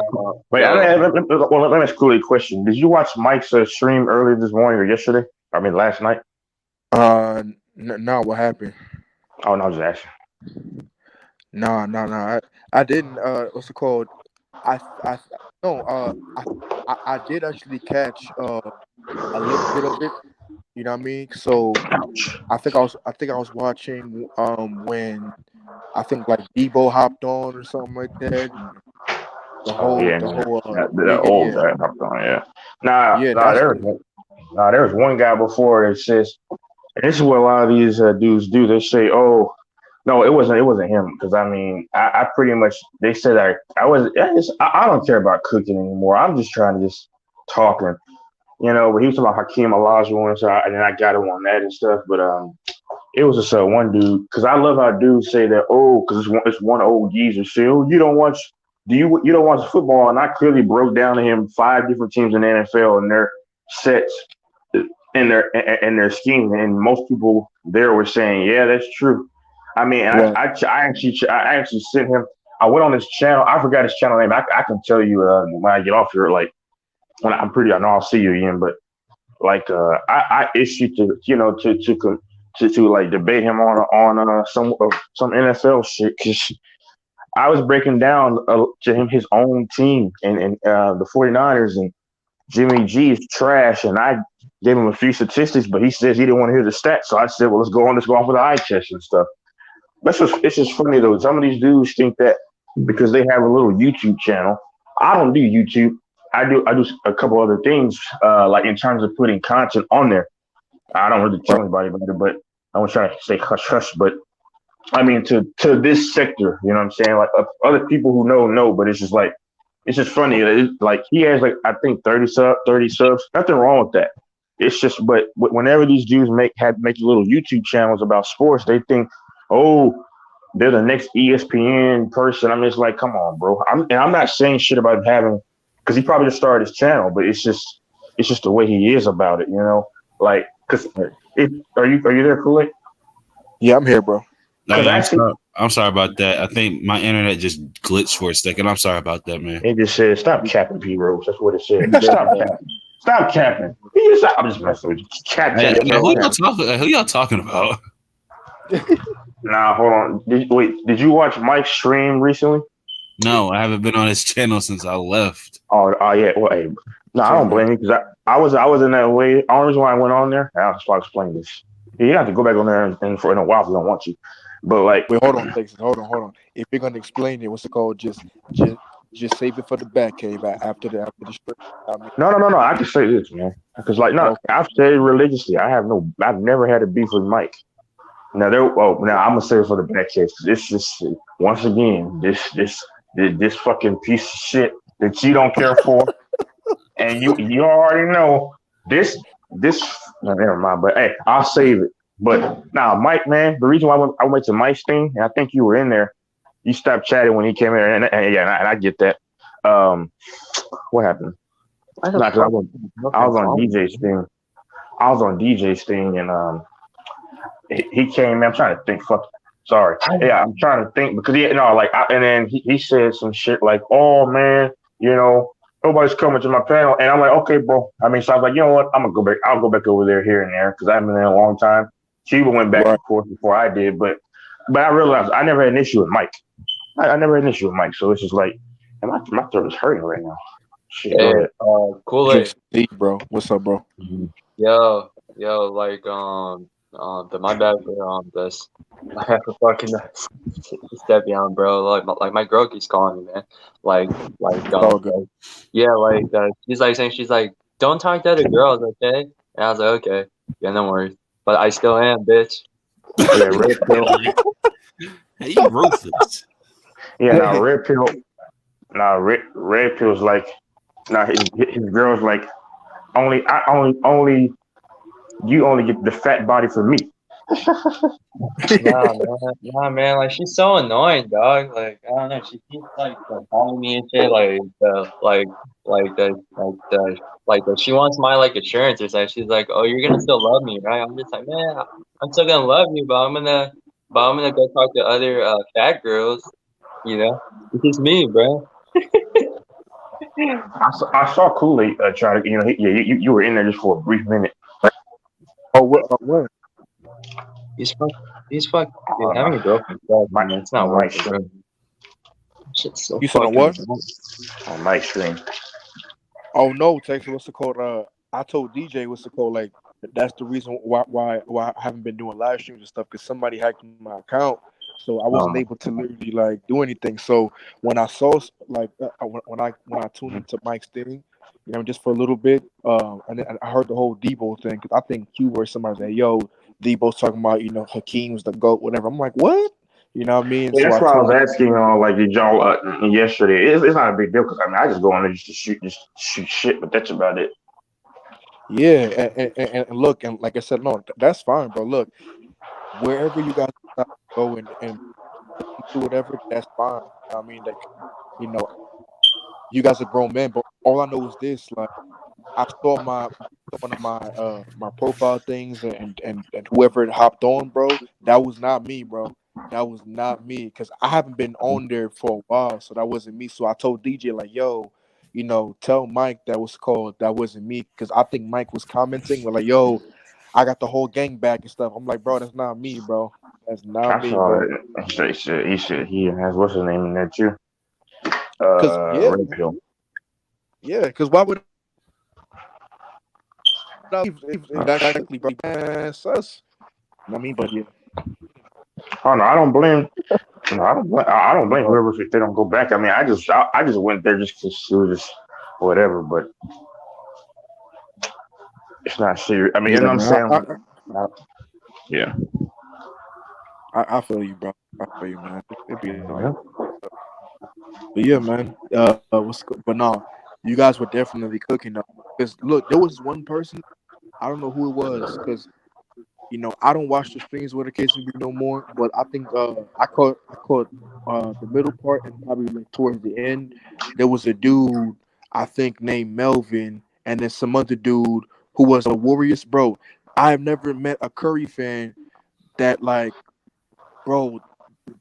This Curry fan was delusional, bro. He was just so bad. I'm like, bro, what like, huh? It's just weird, bro. It's just like. And that's why I say, bro, like it's not good to have these little emotional attachments or infatuations with another player, bro. It's weird. That's unhealthy. You know what I mean? It's weird like that, bro. It's like, oh no, what's it called? No, Curry is the greatest thing. Like, bro, like chill out, bro. Chill out. Like, I get it. Oh man, listen, bro. I'm a Curry fan, but I ain't a guzzler, bro. That's like, That's what I'm saying, bro. That shit weird to me, bro. Wow, man. It's weird, bro. Like I said, you can like who you like, but you know, there's like a boundary that you don't cross, bro. 'Cause when you cross that boundary and shit, it's like, all right, no, like that's too much. You know what I mean? That's too much. You know what I mean? Like, you know, it's funny, Heroes, because people, I know Texas knows this. Like, for example, when people used to hear me on Mike's channel, you know what I mean, like talk about LeBron or whatever, or you know, take up for him, is because, you know, people automatically like label me as a LeBron stan, when in reality, you know, I told people this many times, like, bro, how can I be a LeBron stan when I have Kareem as the greatest of all time? Make that make sense. You know what I mean? I'm an NBA fan. I'm not a fan of no man. That's the difference. You know what I mean? Shit's weird. Yeah, it's but like, yeah. and it's like, nah, it's like, cause I'm an NBA. See, the thing is like, you know, you have like fans. I'm okay with people being fans of players, but like, you have the extremists of fans, and then you have the extremists of haters. Like, you know, like I can't be like, it's like dudes like Skip Bayless, the ultimate Jordanaire, the ultimate JDR. But he's also like this. The worst thing is he's not even the worst LeBron hater, bro. That title belongs to Rob Parker. Oh no, Rob Parker's no, bro. He's a freaking coon, bro. He's a freaking coon, bro. I don't respect. I mean, he was calling RG3 a coon because he liked white chicks, and it's like, bro, you're the ultimate. And I don't like that word. I mean, that's Infamous's favorite word. And you know, he calls somebody a coon. Like, it really bothers him when dudes have a preference of something else. But nah, Rob Parker. I was going to say Bob Barker, but my is that this he doesn't get. Listen, I think he's got better over there. He's not crazy. He's not as crazy as he used to be, man. I don't even lie. Like, I think Chris Broussard has calmed him down. It's taking about 5 years, but it's working. You break it up a little bit, bros. You sound like a robot.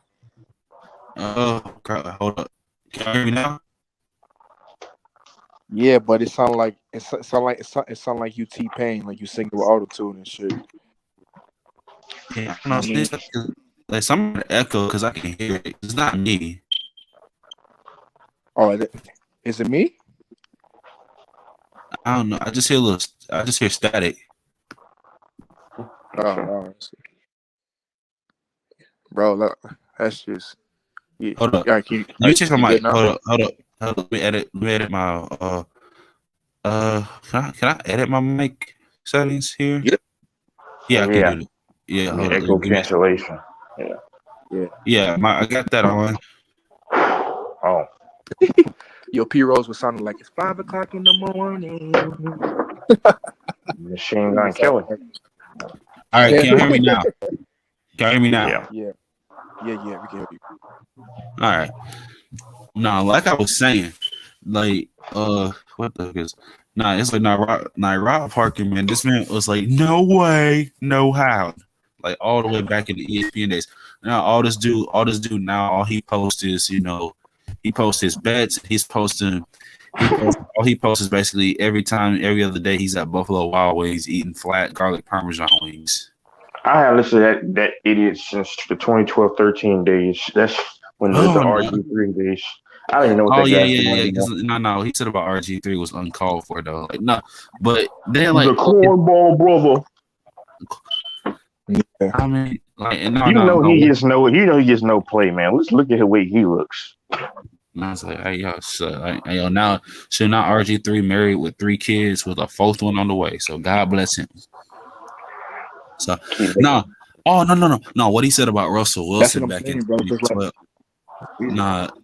What he said about Russell Wilson like was out of pocket. And that's not even that. It was what he like him. Now what I don't know. You know who Channing Crowder is, right? I heard of the name. Yeah, he called they call Russell Wilson a square. I mean, I call him a square because he's just weak, just weak. That shit. I don't think he's weak. I just think people. I'll tell you. I'll tell you. He's the beta male in that Sierra relationship for me. He's just a beta male. She could read it. She's like when they walk and stuff. She's the one that's the first one in there. You can just tell. He'll put his head down. He's a very nice guy, and I'm not saying she's a bad person anymore, but I'm saying that women like her, I don't know, that they exploit that stuff. They will exploit that stuff. He's a very nice guy, but she has him by the tail. Because I'm gonna tell you, here's what I'll say. Before he got her, he acted a certain way, and then when he got her, now he's trying to act like he's. You remember in 2019, he was trying to talk like with some damn slang. In his like little short videos or whatever. I'm like, bro, like he's trying to all of a sudden overcompensate to act over black or whatever. And when I say that, I'm Russell Wilson. I'm not taking it as a knock, but it's like she changed him to a certain degree. When I don't know. When that Broncos video came out, he's like, Broncos, let's ride. I was laughing because I was like, bro. I'm like, bro, bro, it's okay, bro. It's okay to listen, bro. It's okay to have, it's okay to talk in an elegant fashion, bro. It's okay. Right. I think he's so. Go ahead. Go ahead. Go ahead, bro. I just think that he tried to he's trying to have a little slang in him because back when he played with the Seahawks. The linebacker Bobby Maxwell was saying he's not black enough. I'm like, see, what are you talking about? So he's got to dumb himself down and, hey, what's up, my boys? Yeah, I'm Russell Wilson. Hell yeah! And is that what you want? I mean, I just don't get it. Like, just let him be him, bro. I mean, that's a stereotype. I don't know, man. No, because they want him to fit like They want and that's the problem and everything because they want dudes like they want dudes like him and RG3 and dudes like Pat Mahomes like to fit like some like a type of archetype and everything and it's like but it don't make no sense. I'm like, bro, dude's just being him. I mean, like you make and the thing is you criticize what's his name you could y'all criticize Jalen Hurts because he's soft spoken. He don't talk much. Y'all criticize Marshawn Lynch because he ain't like to talk like that. And I'm like, but then you like to exploit. Then like, and this I know it's a crazy thing. Like the media likes to exploit the dudes that are like flamboyant and then very extroverted, has that, spontaneous personality. And they say they want that, but then at the same time, they criticize folks for that. Like they criticize T.O. And I mean, T.O. never had any off the field issues. Nope. Never. He should have been a first ballot Hall of Famer. Oh yeah, but it's because he was very loquacious when it pertains to like his criticism and to be honest, fair criticism of this, that, and the other, Donovan McNabb, this guy, that the way they did it here, the way they did it there. So, and corporate, they don't like that. They want you to be corporate, and that's why they didn't like TL. Yeah. Now, quick question. Hey, so out of all the QBs that TL played with, was Donovan McNabb the best one? I'd say yeah. Wait. Who did he play with the 49ers all his entire tenure? He played with Steve Young at like the end, for 1 year. End of his He was the Chiefs. And then it was Jeff Garcia. Yeah, it's me, man. Who low key was fired? And that's unfortunate. Let's not act like Garcia wasn't fired. Low key was. Shout out to Jeff Garcia. He was good. And then he had McNabb, and then he had Anthony Razak Romo. I mean, Romo was actually decent. Though. That's why the narrative that people say he wasn't good. Romo just never had a defense. And you recall when they played the Broncos, right? 51-48 in 2013. I was right. I lived right down the stadium. I was still in high school. I was like, that was a mad game, but he didn't have a defense. He was slinging back and forth with the prime Peyton Manning. I might add. No. Listen, honestly, the thing is with him is just he turned the ball over at the most inopportune times. At the most, because the thing is, there was years where he had a better touchdown to interception ratio than Aaron Rodgers and Tom Brady. Yep.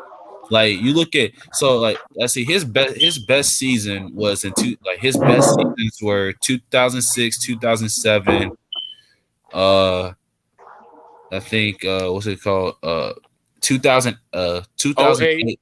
13 was nice too. 08, 13 was nice. 2014 was good, and then outside of those years, he was hurt. I mean, exactly with the Cowboys in 2014, that team scared the shit out of me.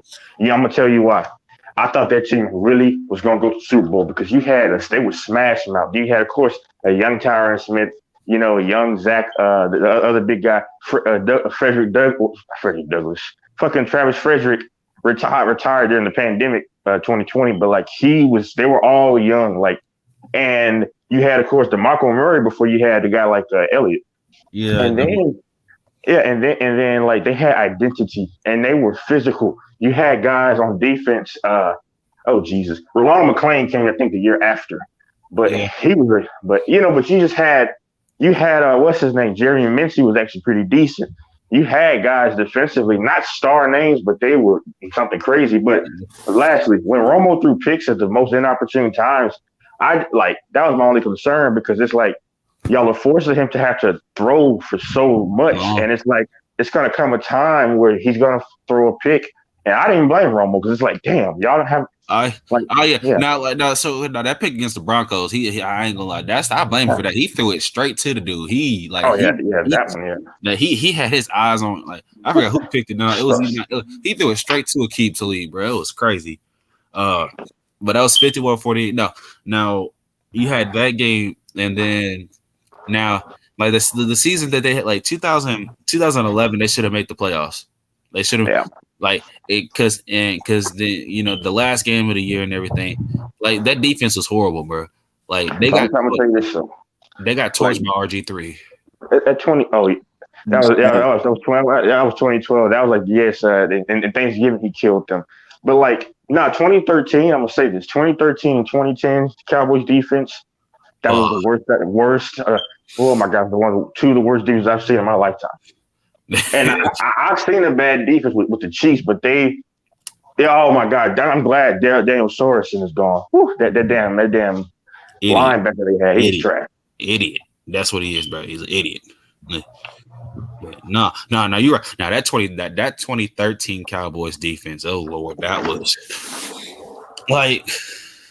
that was worse than the Detroit Lions that year. Yep.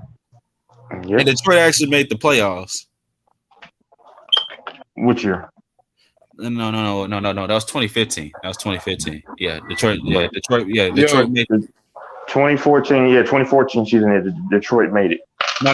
They made the playoffs again. Where I forgot, but they got beat. They got blown out by the Seahawks.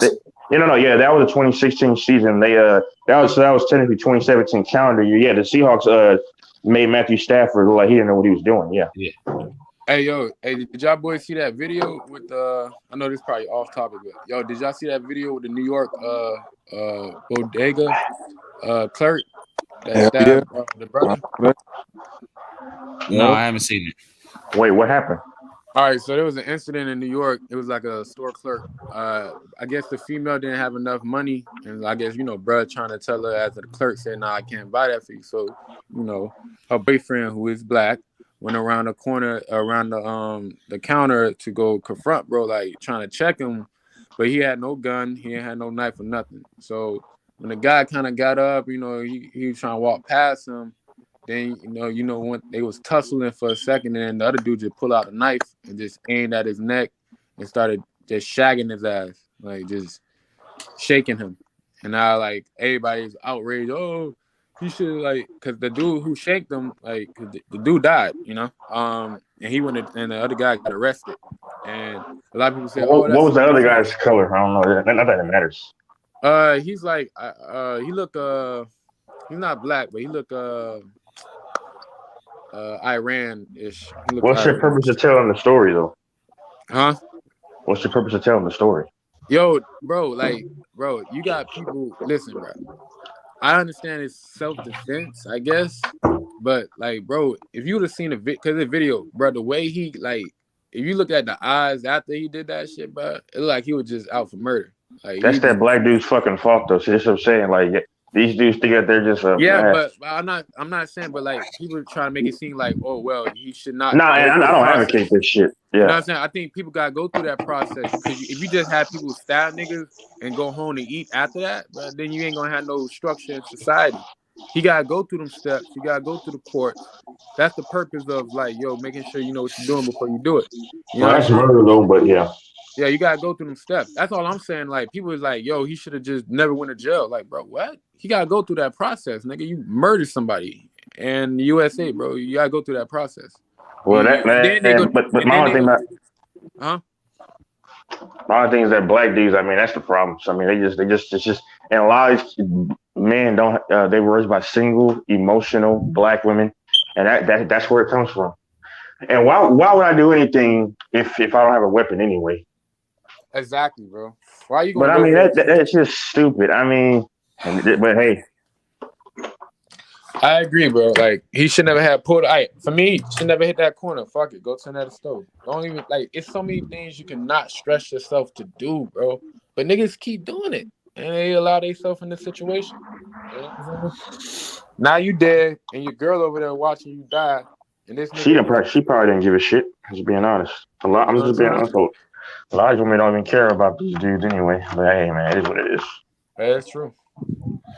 Yeah. Yeah. Hey, but hey, they gotta chill out with that slander on my dog KD, man. You know what I'm saying? I'm not a player fan, but like the way that people coming at him, bro, like calling him a runner or a quitter, it's weird. I don't get it. Who? That boy Kevin Durant. Oh, you mean Cameron Kimberly Daniel Durant? Nah, man, I don't know who that is. That Kimberly like Daniels on Fortnite. I don't remember. What you know about that, big bro? Kelly Duquesne. I gotta keep y'all profile picture names offline, man. That boy tripping. I ain't trying to go on y'all Xbox game. Over here giving y'all names and shit. Nah, bro. Listen, bro. Look. This, some of it is a little bit of, jokes stuff like that, but there's always some type of validity and some type of truth in the joke. So, all the name calling or whatever, you know what I mean? That's just a nice put.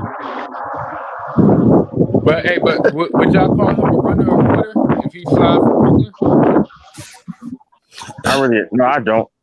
Honestly, because I mean, I could just accept the fact that he knows that he can't fucking win. He knows that he can't fucking win. So I don't blame him. Because I mean, you had a choice of LeBron, you had a choice of Kawhi, and you decided to. Like, my thing is, I don't got nothing against Curry, but I'm like, anybody knows I'm like, he comes with a litany of issues. But Kyrie X, I mean, like, now listen, I didn't have a problem. I didn't have a problem with the vaccine. I was like, I support you on that. I supported him on that. My problem with him was last season when he said, "Oh, I'm gonna take a 2-week sabbatical because of the foolishness going on." Pete Rose, bro. Come on, bro. Stop. But I'm like, that's not. No, but you know the reason. But you know that the reason they're using that against him is because of the jab, bro. It's not. But like, what happened 2 years ago. No. I don't listen. Those are two separate situations. Yeah. I don't have a problem with the jab. I don't have a problem with that. I agree with him on that. It's the other stuff.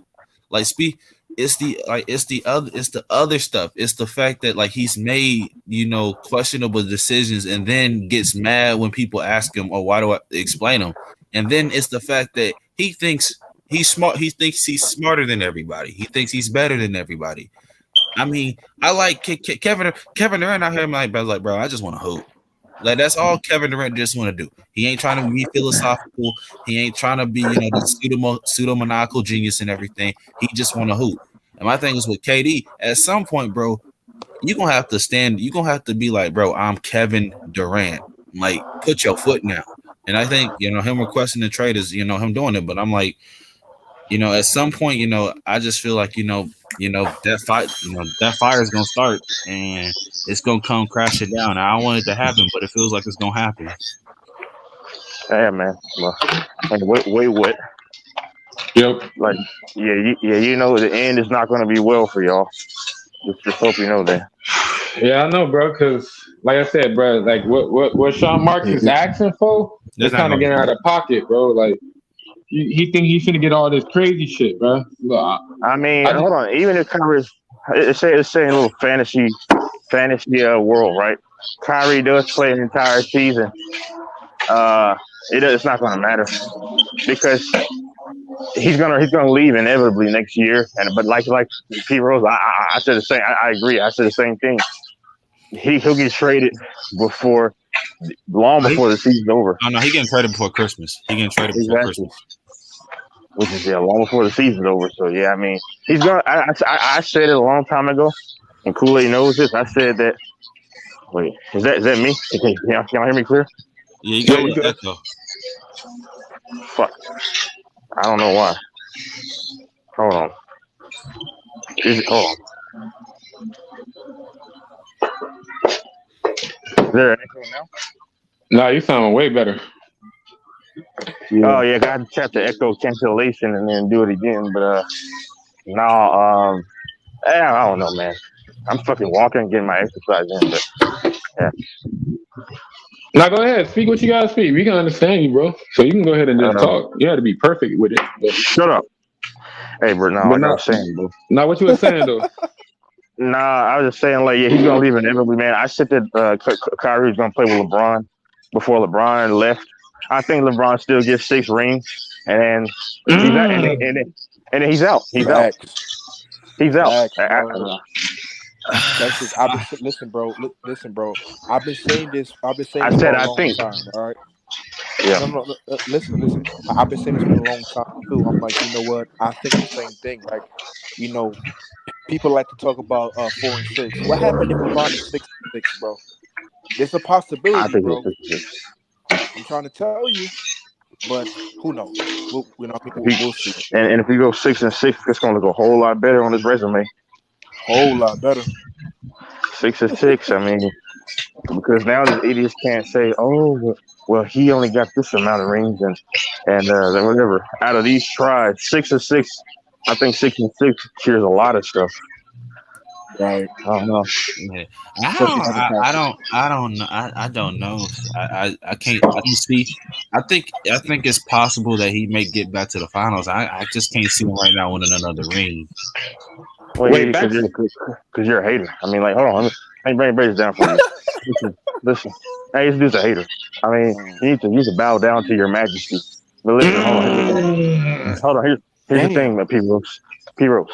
If they can acquire Kyrie Irving and they can get Harris, and then you still have LeBron, you got AD, you got Kendrick Nunn coming off of the bench, probably, yeah, of course, and you got Lonnie Walker for these spurts. Thomas Bryant's a really major help for AD, and then you have Damian Jones. I think that at worst LeBron will win 5 rings, but I think at best, it's gonna happen. I think that he'll win 6 rings. So you think that's so? Can they beat a fully healthy Clippers team? That's the only. Hold on, wait. Hold on, Texas. Hold on. I asked that about the Warriors too. Go ahead. Go ahead. But look, I believe that the Clippers are a deep team, but they ain't on shit because they got the Clippers curse on them, bro. And John Wall, you mean the same one who was playing at the gym, having these little white boys get paid and shit to guard him and shit? Get the fuck out of here, bro. John Wall? Bro. I'm not like, listen. Wait. Come on, John Wall, why you said it like that?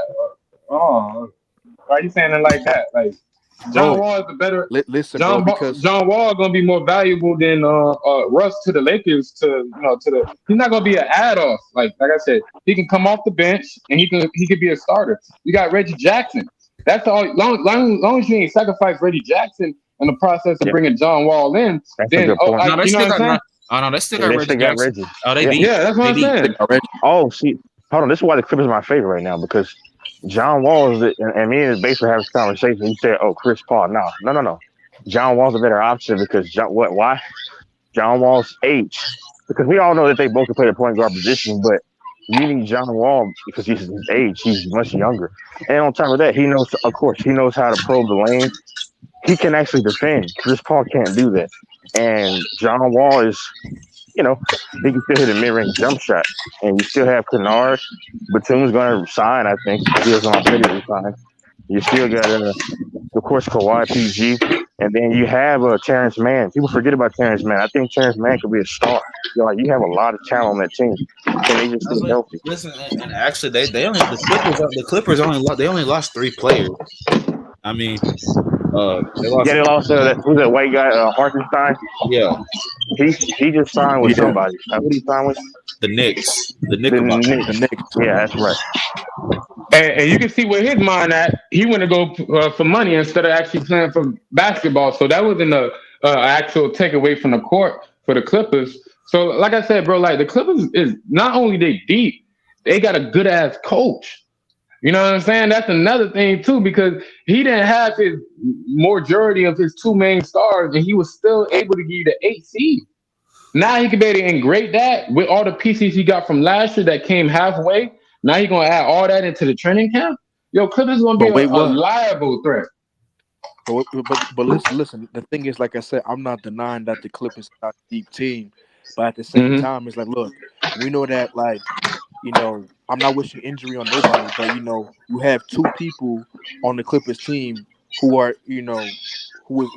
one is more injury prone than the other. The other one missed games, as well, but it's John Wall's injury prone too.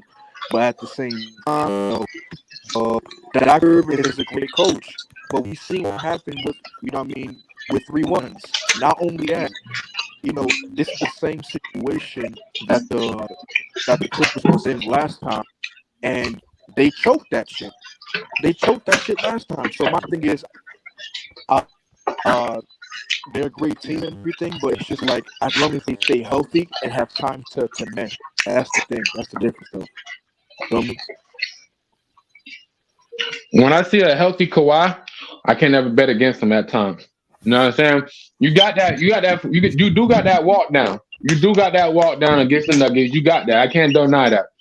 Hold on. But in the flow, what he was doing against the Utah Jazz and everything after that, before that injury, he was on a full focus mode. You know what I'm saying?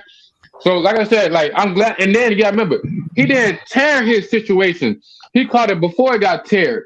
So he kind of prevented himself to get even more of a damage. So he stopped himself and knew when his body was too much. And with John Wall, like I said, once again, John Wall can give me like 10 to 15 minutes a game. That's all I need from him. You know what I'm saying? I need a liable threat when I gotta sit these 2 players, or I gotta rest one tonight and play another one. Listen, to the guy who made that comment, this is just bad boy.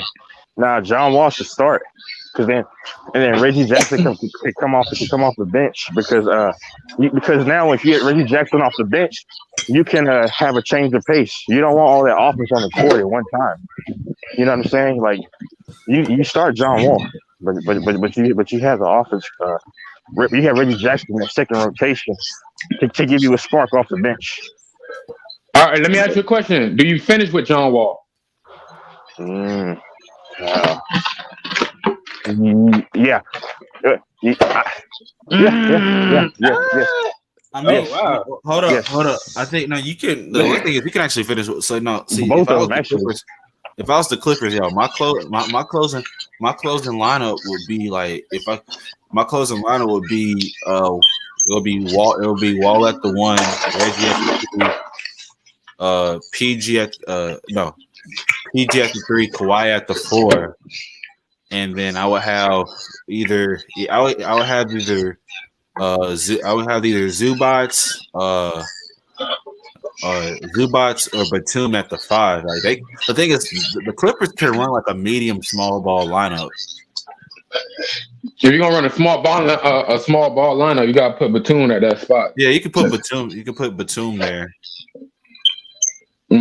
But they have multiple options and everything. And don't you forget they have Luke Kennard too. I feel like all right. For me, I'll put Reggie at the 1. I'll put PG at the 2. I'll put Kawhi at the 3. I'll put Batum or Norman Powell at the 4. Or I can switch it between. I could put Norman Powell at the 3 and put Kawhi at the 4, and then I can have a Batum or. I forgot about Norman Powell. Jesus Christ, I forgot about him. They are so deep. Oh, okay. I forgot about Robert Covington too. And Robert Covington. Yes, sir. Oh my God. Sir. That's why I said that, bro. The Clippers should, but I said the Clippers should be the number 1 favorite. I mean, because you're really stacked, man. Crazy stat, bro. Robert Covington is unselfish. He doesn't mind grabbing boards, defending. That's why I said LeBron should.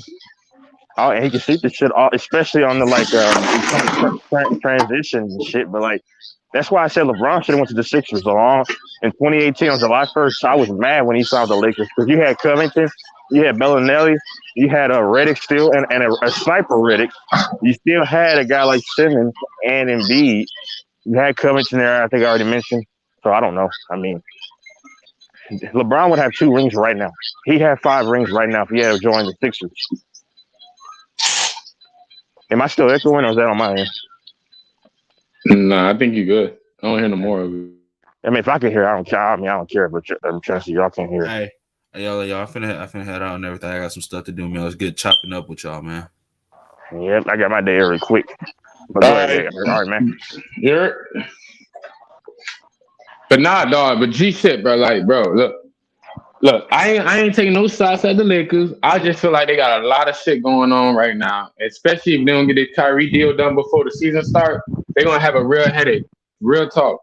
And then Kyrie Hill. No, I'm saying if they don't get Kyrie at the beginning of the season, I think they're gonna be like in a turmoil. Because like I said, bro, because at that time you're gonna have to end up committing to Russell Westbrook.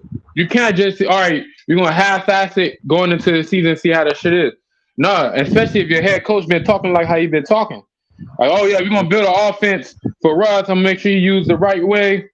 You can't say all that shit and then don't present it, So yeah. You know what I'm saying? They got a new head coach. They still trying to get their roster together. I like how the pickups they've been getting. Young defense, a little more athletic than what they had brung in through. Uh-huh. I ain't gonna lie, that disrespect towards Carmelo though. That number came up quick, boy. Yo, I heard a lot of shit about Carmelo. Like apparently, the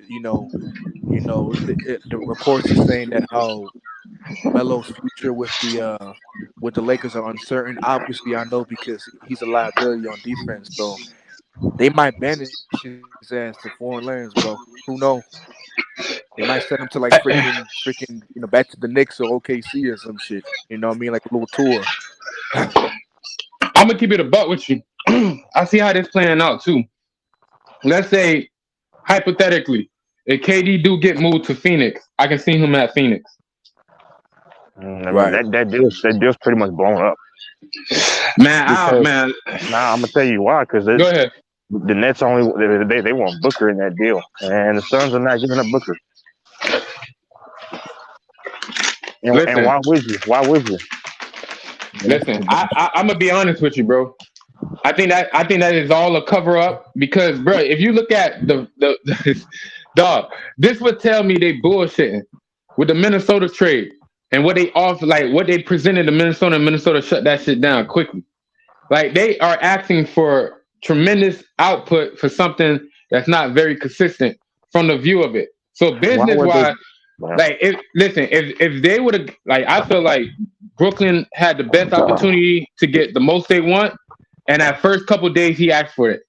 Now niggas looking at that shit, and then if you allow this shit to bleed out, you ain't gonna get nobody that you want. That's what I'm saying, bro. Cause now you trying to play the weight game. And then you got KD going dark on niggas. So the fact that he's not even helping your case to influence more, because what it is, stars from different teams. Yo, slide over here, bro. We got what you need. We can make this happen. he went dark on everybody. He just locked in working on his game. And you know what's so weird too, bro? People be saying, "Oh, KD went dark," but ain't he got an agent? The agent do all the talking all season for a reason, nigga. That's how they try to play y'all in the media, bro, to make you think, "Oh, the player." Nah, fuck that. I think he gonna like I said, bro. I think if he do just get traded there in that aspect, I can see Carmelo sliding. Because there's a lot of people like Blake Griffin. He ain't signed with nobody yet. I think it's a lot of people that was on that team waiting on what KD do. So yeah, you can gut a team, but with the loyalty of certain players, he might fill that shit right back up, depending on who you put out. You know what I'm saying? So you think that the Suns will get rid of a young Booker for they're not getting. Listen, bro. I don't believe they're giving away Booker. I think they're gonna. I really feel like it's gonna be a 3 or 14 trade. Brooklyn gonna get what they want, as in All-Star, which I can believe is Collins from Atlanta. I think he's gonna be moved over there in a concept where he can get a nice new deal, sign and trade. I can see Aiden going to Atlanta or something similar in that aspect, or that fourth team that's unknown right now. And we're gonna be moving a lot. I think what makes Phoenix valuable is because of that draft capital, bro. You can say what you want, but that draft capital going to add into more, because you got to remember that is like another player or two in that situation. Like, and they already giving you what? Cam Johnson. I seen the list. Cam Johnson and Mikal Bridges. You know what I'm saying? Right. Like, bro, and then you got, I think it was like 4 first-round picks and 3 swaps. That's way more, and I think they had Aiden in that too. That's way more than you ever got for James Harden. Or then they're the same level of it. So you recouping your trade picks and that value of that. So you at least have 2 bodies you can at least select each year. Regardless of the placement, at least you can get 2 bodies automatically on a contract, and you had to worry about luxury tax because you got signed niggas for free agency. So you got bodies coming in. You know what I'm saying? Yeah, college is not going to change much for y'all if y'all get them. That's very true. That's why I feel like they should just enter the G League situation, play it out, and then get drafted through there, bro. Keep it a buck. That G League stuff is crap, though, because, I mean, everybody's talking about the G League. Let's look at the G League. What's happening in the G League? Who cares? I think it depends on the value of how the team of the original team and the G League team and how connected they are.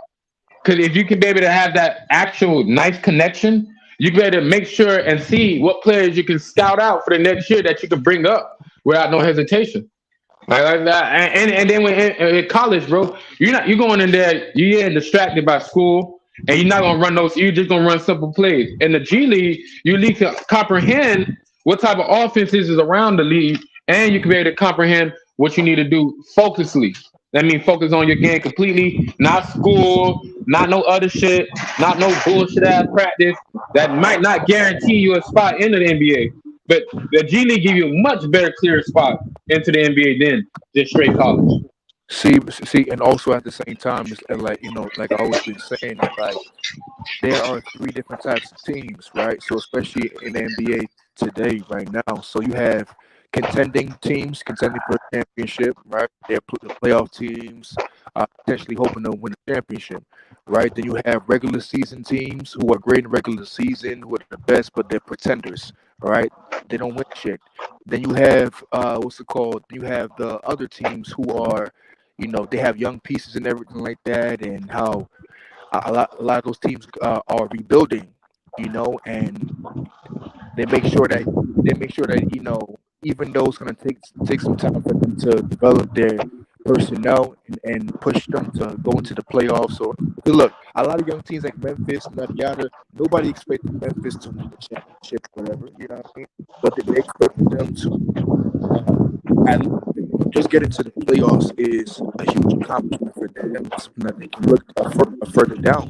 You know what I mean? So a lot of stuff in the NBA is just smoke and mirrors, because people to this day think that every team in the NBA is going to be in the playoffs or in the finals. That's bullshit. You know what I mean? A lot of teams are regular season teams like the Jazz, bro.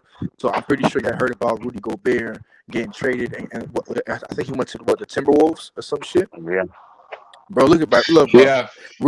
Rudy Gobert, the only person who was their defensive anchor on the Jazz, bro. Everybody else on the Jazz did not play defense and nothing like that, bro. And you know what I'm saying? And so people want to clown Rudy Gobert. Okay, cool. You know what I mean?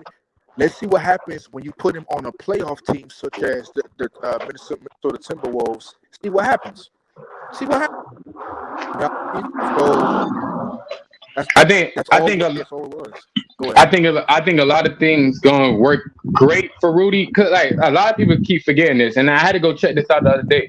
Bro, Donovan Mitchell is only like 6'1", 6'2". He's not that big. So when he's taking these type of, if you actually do watch the Utah game sometimes, he do have them moments when he do a Dame Lillard thing where he just feel like, okay, I'm gonna just score on this drive, fuck everybody else here. You know what I'm saying? So like I said, I can see Gobert actually getting more offensive reps, even with more stars on the court in Minnesota, than I can see him in Utah. Because like I said, I don't think Mitchell had a eyesight to constantly feed Rudy Gobert on the first go. I think he had all right, can I score? All right, let me see who else can score. See, but wait, what? But before I'm gonna come back in. I'm gonna come back in. I'm gonna leave for a minute. Yeah. All right, no problem. Yeah. No, you know, the funny thing was, it's like, you know, for me, I got off the whole Donovan Mitchell like bandwagon train thing, bro, because I already knew. I sniffed through all the debris and shit. You know what I mean? In the house that was burning, and before it collapsed and shit, you know, I got out. So you know what I'm saying? I was able to take my jacket and shit, get my shit and dip, so I didn't get caught in the crossfire and shit. But bro, a lot of people used to literally hate on Rudy Gobert, bro, because they made it seem like, you know, oh, he's whack defensively. Like, bro, he's a 2-time defensive player of the year. If you put him on the Timberwolves, bro, a team that actually plays better defense than the Jazz, do you know what will happen, my nigga? You know what will happen, my nigga? Effort, my nigga. Because that's what Utah wasn't doing, bro. Like, they were more about focusing on scoring to outscore the other niggas. And then you get mad at him when you got to take him out. Because look what type of shit you running, bro. You give up points and you trying to score points. Like, come on, bro. That's that Steve Nash effect, bro. I don't like that shit. Oh, we going to outscore these niggas. Nah, that's not the goal. Play D, nigga. The fuck? Get stops. Multiple stops. Not just one stop. Okay, we got one stop. Now I got to go in and take 3 threes. Like, what the fuck is you doing? That's what I'm saying, bro. That's why I used to be pissed as hell with these little freaking Utah Jazz fans. Be like, oh yeah, Donovan. They used to clown Rudy Gobert. Nigga, Donovan Mitchell 6'1", my nigga. This nigga can take 30 to 40 shots and then give up 30 and 40 shots too, nigga. Like what? Exactly. What's good with y'all, man? He the only one playing D, bro. Give you 30 and he taking like 28 attempts. Like, come on, bro. The fuck? Bro, and like I said, and when he play against a bigger guard, he gonna have a harder time because they can barely go. They reach over him, bro. They like, you feel me? You 6'1", 6'2". I got a guard that's 6'5", 6'4". You know what I'm saying? Can keep up with you. You know what I'm saying? Like, come on, bro. Facts, and it's exactly what I've been saying. With what I'm like, come on, dog. Like you, like so y'all mean to tell me y'all niggas clowning a 6'10", 7 feet nigga that is doing his job, and bro, because I actually seen some Utah Jazz games, and you know, because I remember I was debating with Mike about this on his channel, you know what I mean, and I was like, yo, you know, all you're doing is nitpicking Rudy Gobert because, bro, there were a lot of games where I would see Rudy Gobert have to switch out from the post, from the paint, and then guard people on the perimeter because the other wings couldn't guard shit, bro. I'm like, bro, what? That's embarrassing, dog. Yo, these niggas is, bro, it's garbage, bro. Oh my god. You know what I mean? So that's why I'm happy for him that he's on the Timberwolves now, because everybody they play D with effort, energy, they communicate. You know what I mean? And they can score too. And and look, don't get me started on freaking Ant, bro. You know what I mean? Edwards, bro. To me, that nigga is a young T-Mac, bro. That nigga's a young T-Mac, bro. You can quote me on that shit, bro. That nigga can, score 30 or 40 and lock you up too. You know Yeah, what I mean? I like the dog in him. I like the dog in him, especially the dog that's very potential. You know what I'm saying? As in like really exploding onto it. Because like I said, when Rudy Gobert is not getting fed on that easy shit, you got Cat. Like, you know what I'm saying? I understand a lot of people don't like him taking threes, but he is a 3-point shooter. You know what I'm saying? A 3-point actual champ from last year. That gonna give Rudy more space in the paint and the inside on the offensive end. Because you always have people say, well, Rudy is great on defense, but he can't do shit on offense. Now you're gonna see him do shit on offense and really excel on the defensive end, bro. Because you're gonna have niggas actually diving, attempting, and pushing. I don't know nobody, and I'm gonna keep it a buck. I don't know nobody on Utah that got more defensive tactics or defensive energy more than Anthony Edwards. Right. At all, bro. Right. Not Mitchell, none of that. So come That's on. That's what I'm saying, and I can't stand when niggas be like, no, it's on Rudy because Donovan Mitchell does his job. Nigga, what crack are you smoking? Right, it's at a point when I don't even know if he played point guard or shooting guard. You know what I'm saying? Because like niggas kept on trying to tell me he a shooting guard, and I see him in the point guard position, but it's futile at times. You know what I'm saying? They even tried. You gotta peek this. Utah even attempted to try bring in, because I remember a couple years ago, Memphis did a crazy ass deal to re-sign Mike Conley to a crazy ass super. Hold on. You good?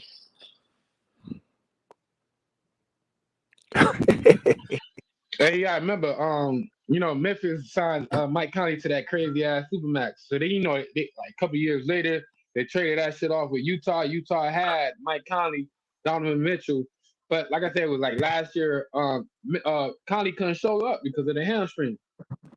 So he paid that nigga all that bread. Instead of you for the last couple years, you could have went out there and got a real point guard. Could have drafted a point guard. You could have groomed a point guard. You could have done something properly, bro. But nah, you thought, okay, we got Mike Conley, mind you, he's still small too, and he coming off a hammy. He's not that. It's not like the Memphis from 2014 and 13 when they was crazy dogs on the defensive end. You know what I'm saying? Even though they beastly now, but them are the young bulls they bring in. You know what I'm saying? You can't trade for those young bulls. But big facts. That's what I'll be saying, bro. But like I said, I'm actually excited. Like, cause look, bro, for me, I'm a Lakers fan myself. You know what I mean? I'm not a fan of, I'll say I'm not a fanatic or a stan of nobody. That's just me. You know what I mean? But I've been rocking with the Lakers since '91. So yeah, yeah, bro. Ain't never switched up. You know what I mean? Ain't never switched that. Well, so my thing is, I know for this upcoming off season and everything, bro. Like, I feel like for me, see, and look, that's why I was feeling. That's why that's why I understood what you was talking about with the whole KD and the Sun situation, because a lot of niggas just see it, just see the reports and shit, on paper, in the public eye. But you don't know the type of shit that be going on behind the scenes and shit. You know what I'm saying? That's why I be telling niggas like, look, bro, don't be so quick to just believe everything out the public eye. You don't know what type of meetings and shit that they having. So, it's the same thing with Kyrie, bro.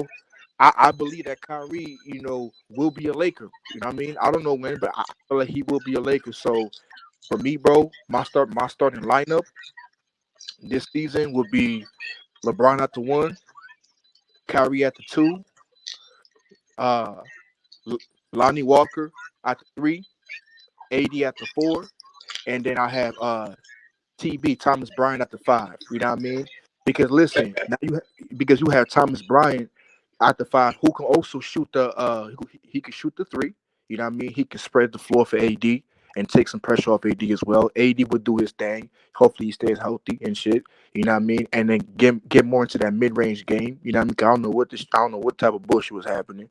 And then Lonnie Walker, bro. I feel like Lonnie Walker was a great piece for us because he himself, he's a bucket, bro. He's athletic. He can play defense, stuff like that. And I feel like he won't make them knuckleheaded decisions, as Russ. Because for me, all Lonnie Walker is, he's a much taller, athletic, or just as athletic Malik Monk. You know what I mean? But he's smarter. You know what I mean? He plays better defense as well. Then you have Kyrie and LeBron. You know what I mean? Look, bro, that's chemistry that we had before. And I feel like LeBron should play the Magic Johnson. He should play the Magic Johnson role just like in 2020. Do it, nigga. Do it. It makes sense. It do make sense. I give you that. My thing is this though. Is that your finishing lineup as well?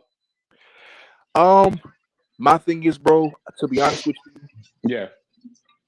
that's why I said, I just have to see them niggas practice, Yeah. bro. You know what I You mean? got to. Because, look, I already know what I'm getting from LeBron and Kyrie because, both of them already have continuity and chemistry. You know what I mean? It's like picking up where they left off. But now it's all about everybody else on the team because, we have some new pieces. So, now practicing is important, you know what I mean, for the whole team to mesh and everything. So after we practice, and then after probably like 10, 15 games, because I'm pretty sure Darvin Ham is going to make some substitutions and kind of experiment. So after 10, 15 games, then I'll come back to you and be like, you know what, this will be our closing lineup. But for right now, it remains to be, seen. You know what I mean? I can't really give the answer because, niggas still got to practice and play and shit. You know what I mean? I can say that now, but then who knows?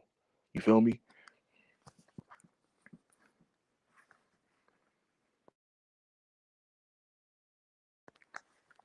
Yeah, man. So it's just all about practice, bro. You know what I mean? It's just about practice and seeing how that goes first. You feel me? But yeah, I mean, I'll say right now, I'll choose that as my starting and closing lineup. Just for right now, but it might change. But I just have to see how all of them play first. That's the thing. I feel you on that shit. Now I'm gonna ask you though. Let me ask you this question though.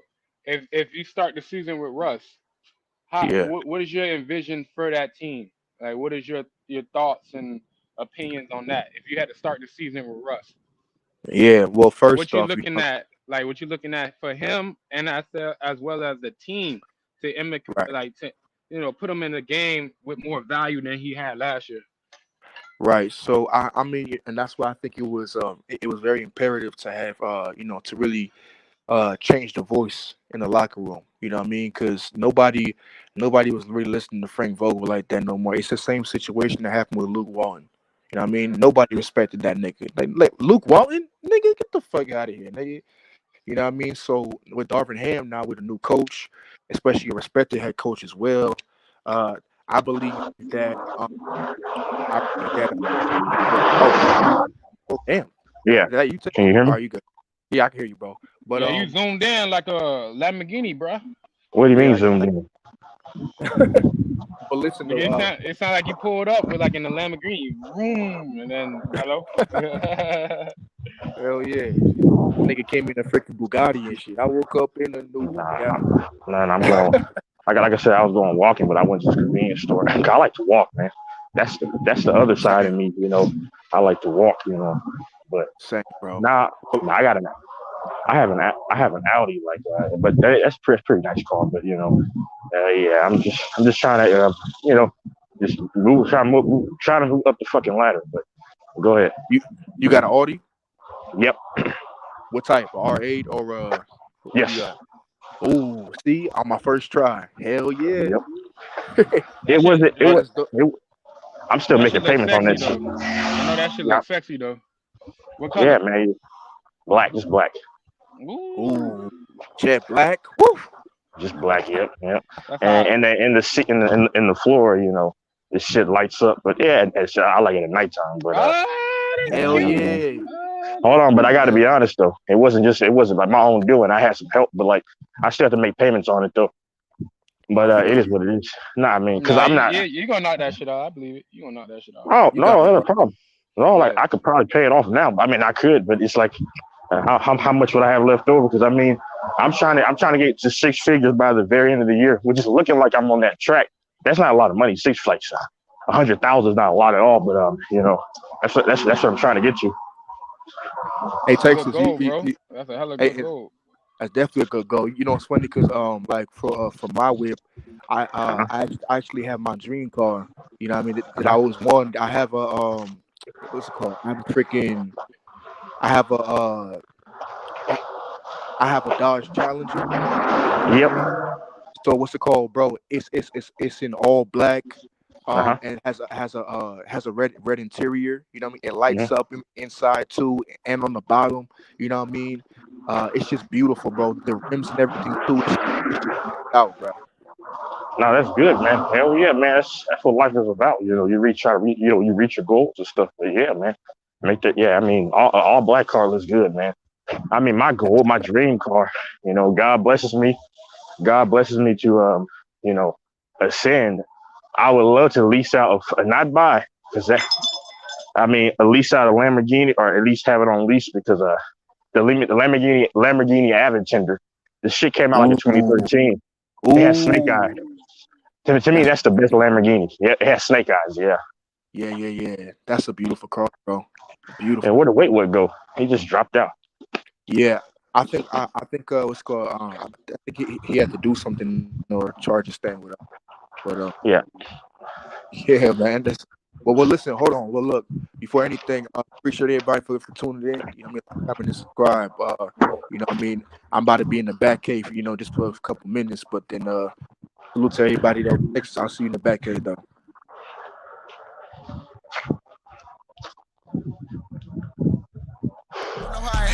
I'm back in the lab and I'm snapping on beats to go wake up the people that's snapping on me. You getting all on your feelings, but I ain't so serious. This is just rapping to me. Elevated to a high, thinking many see I change like what happened to me. I'm the best at whatever endeavor I see. You just make us rappers what it happens to be.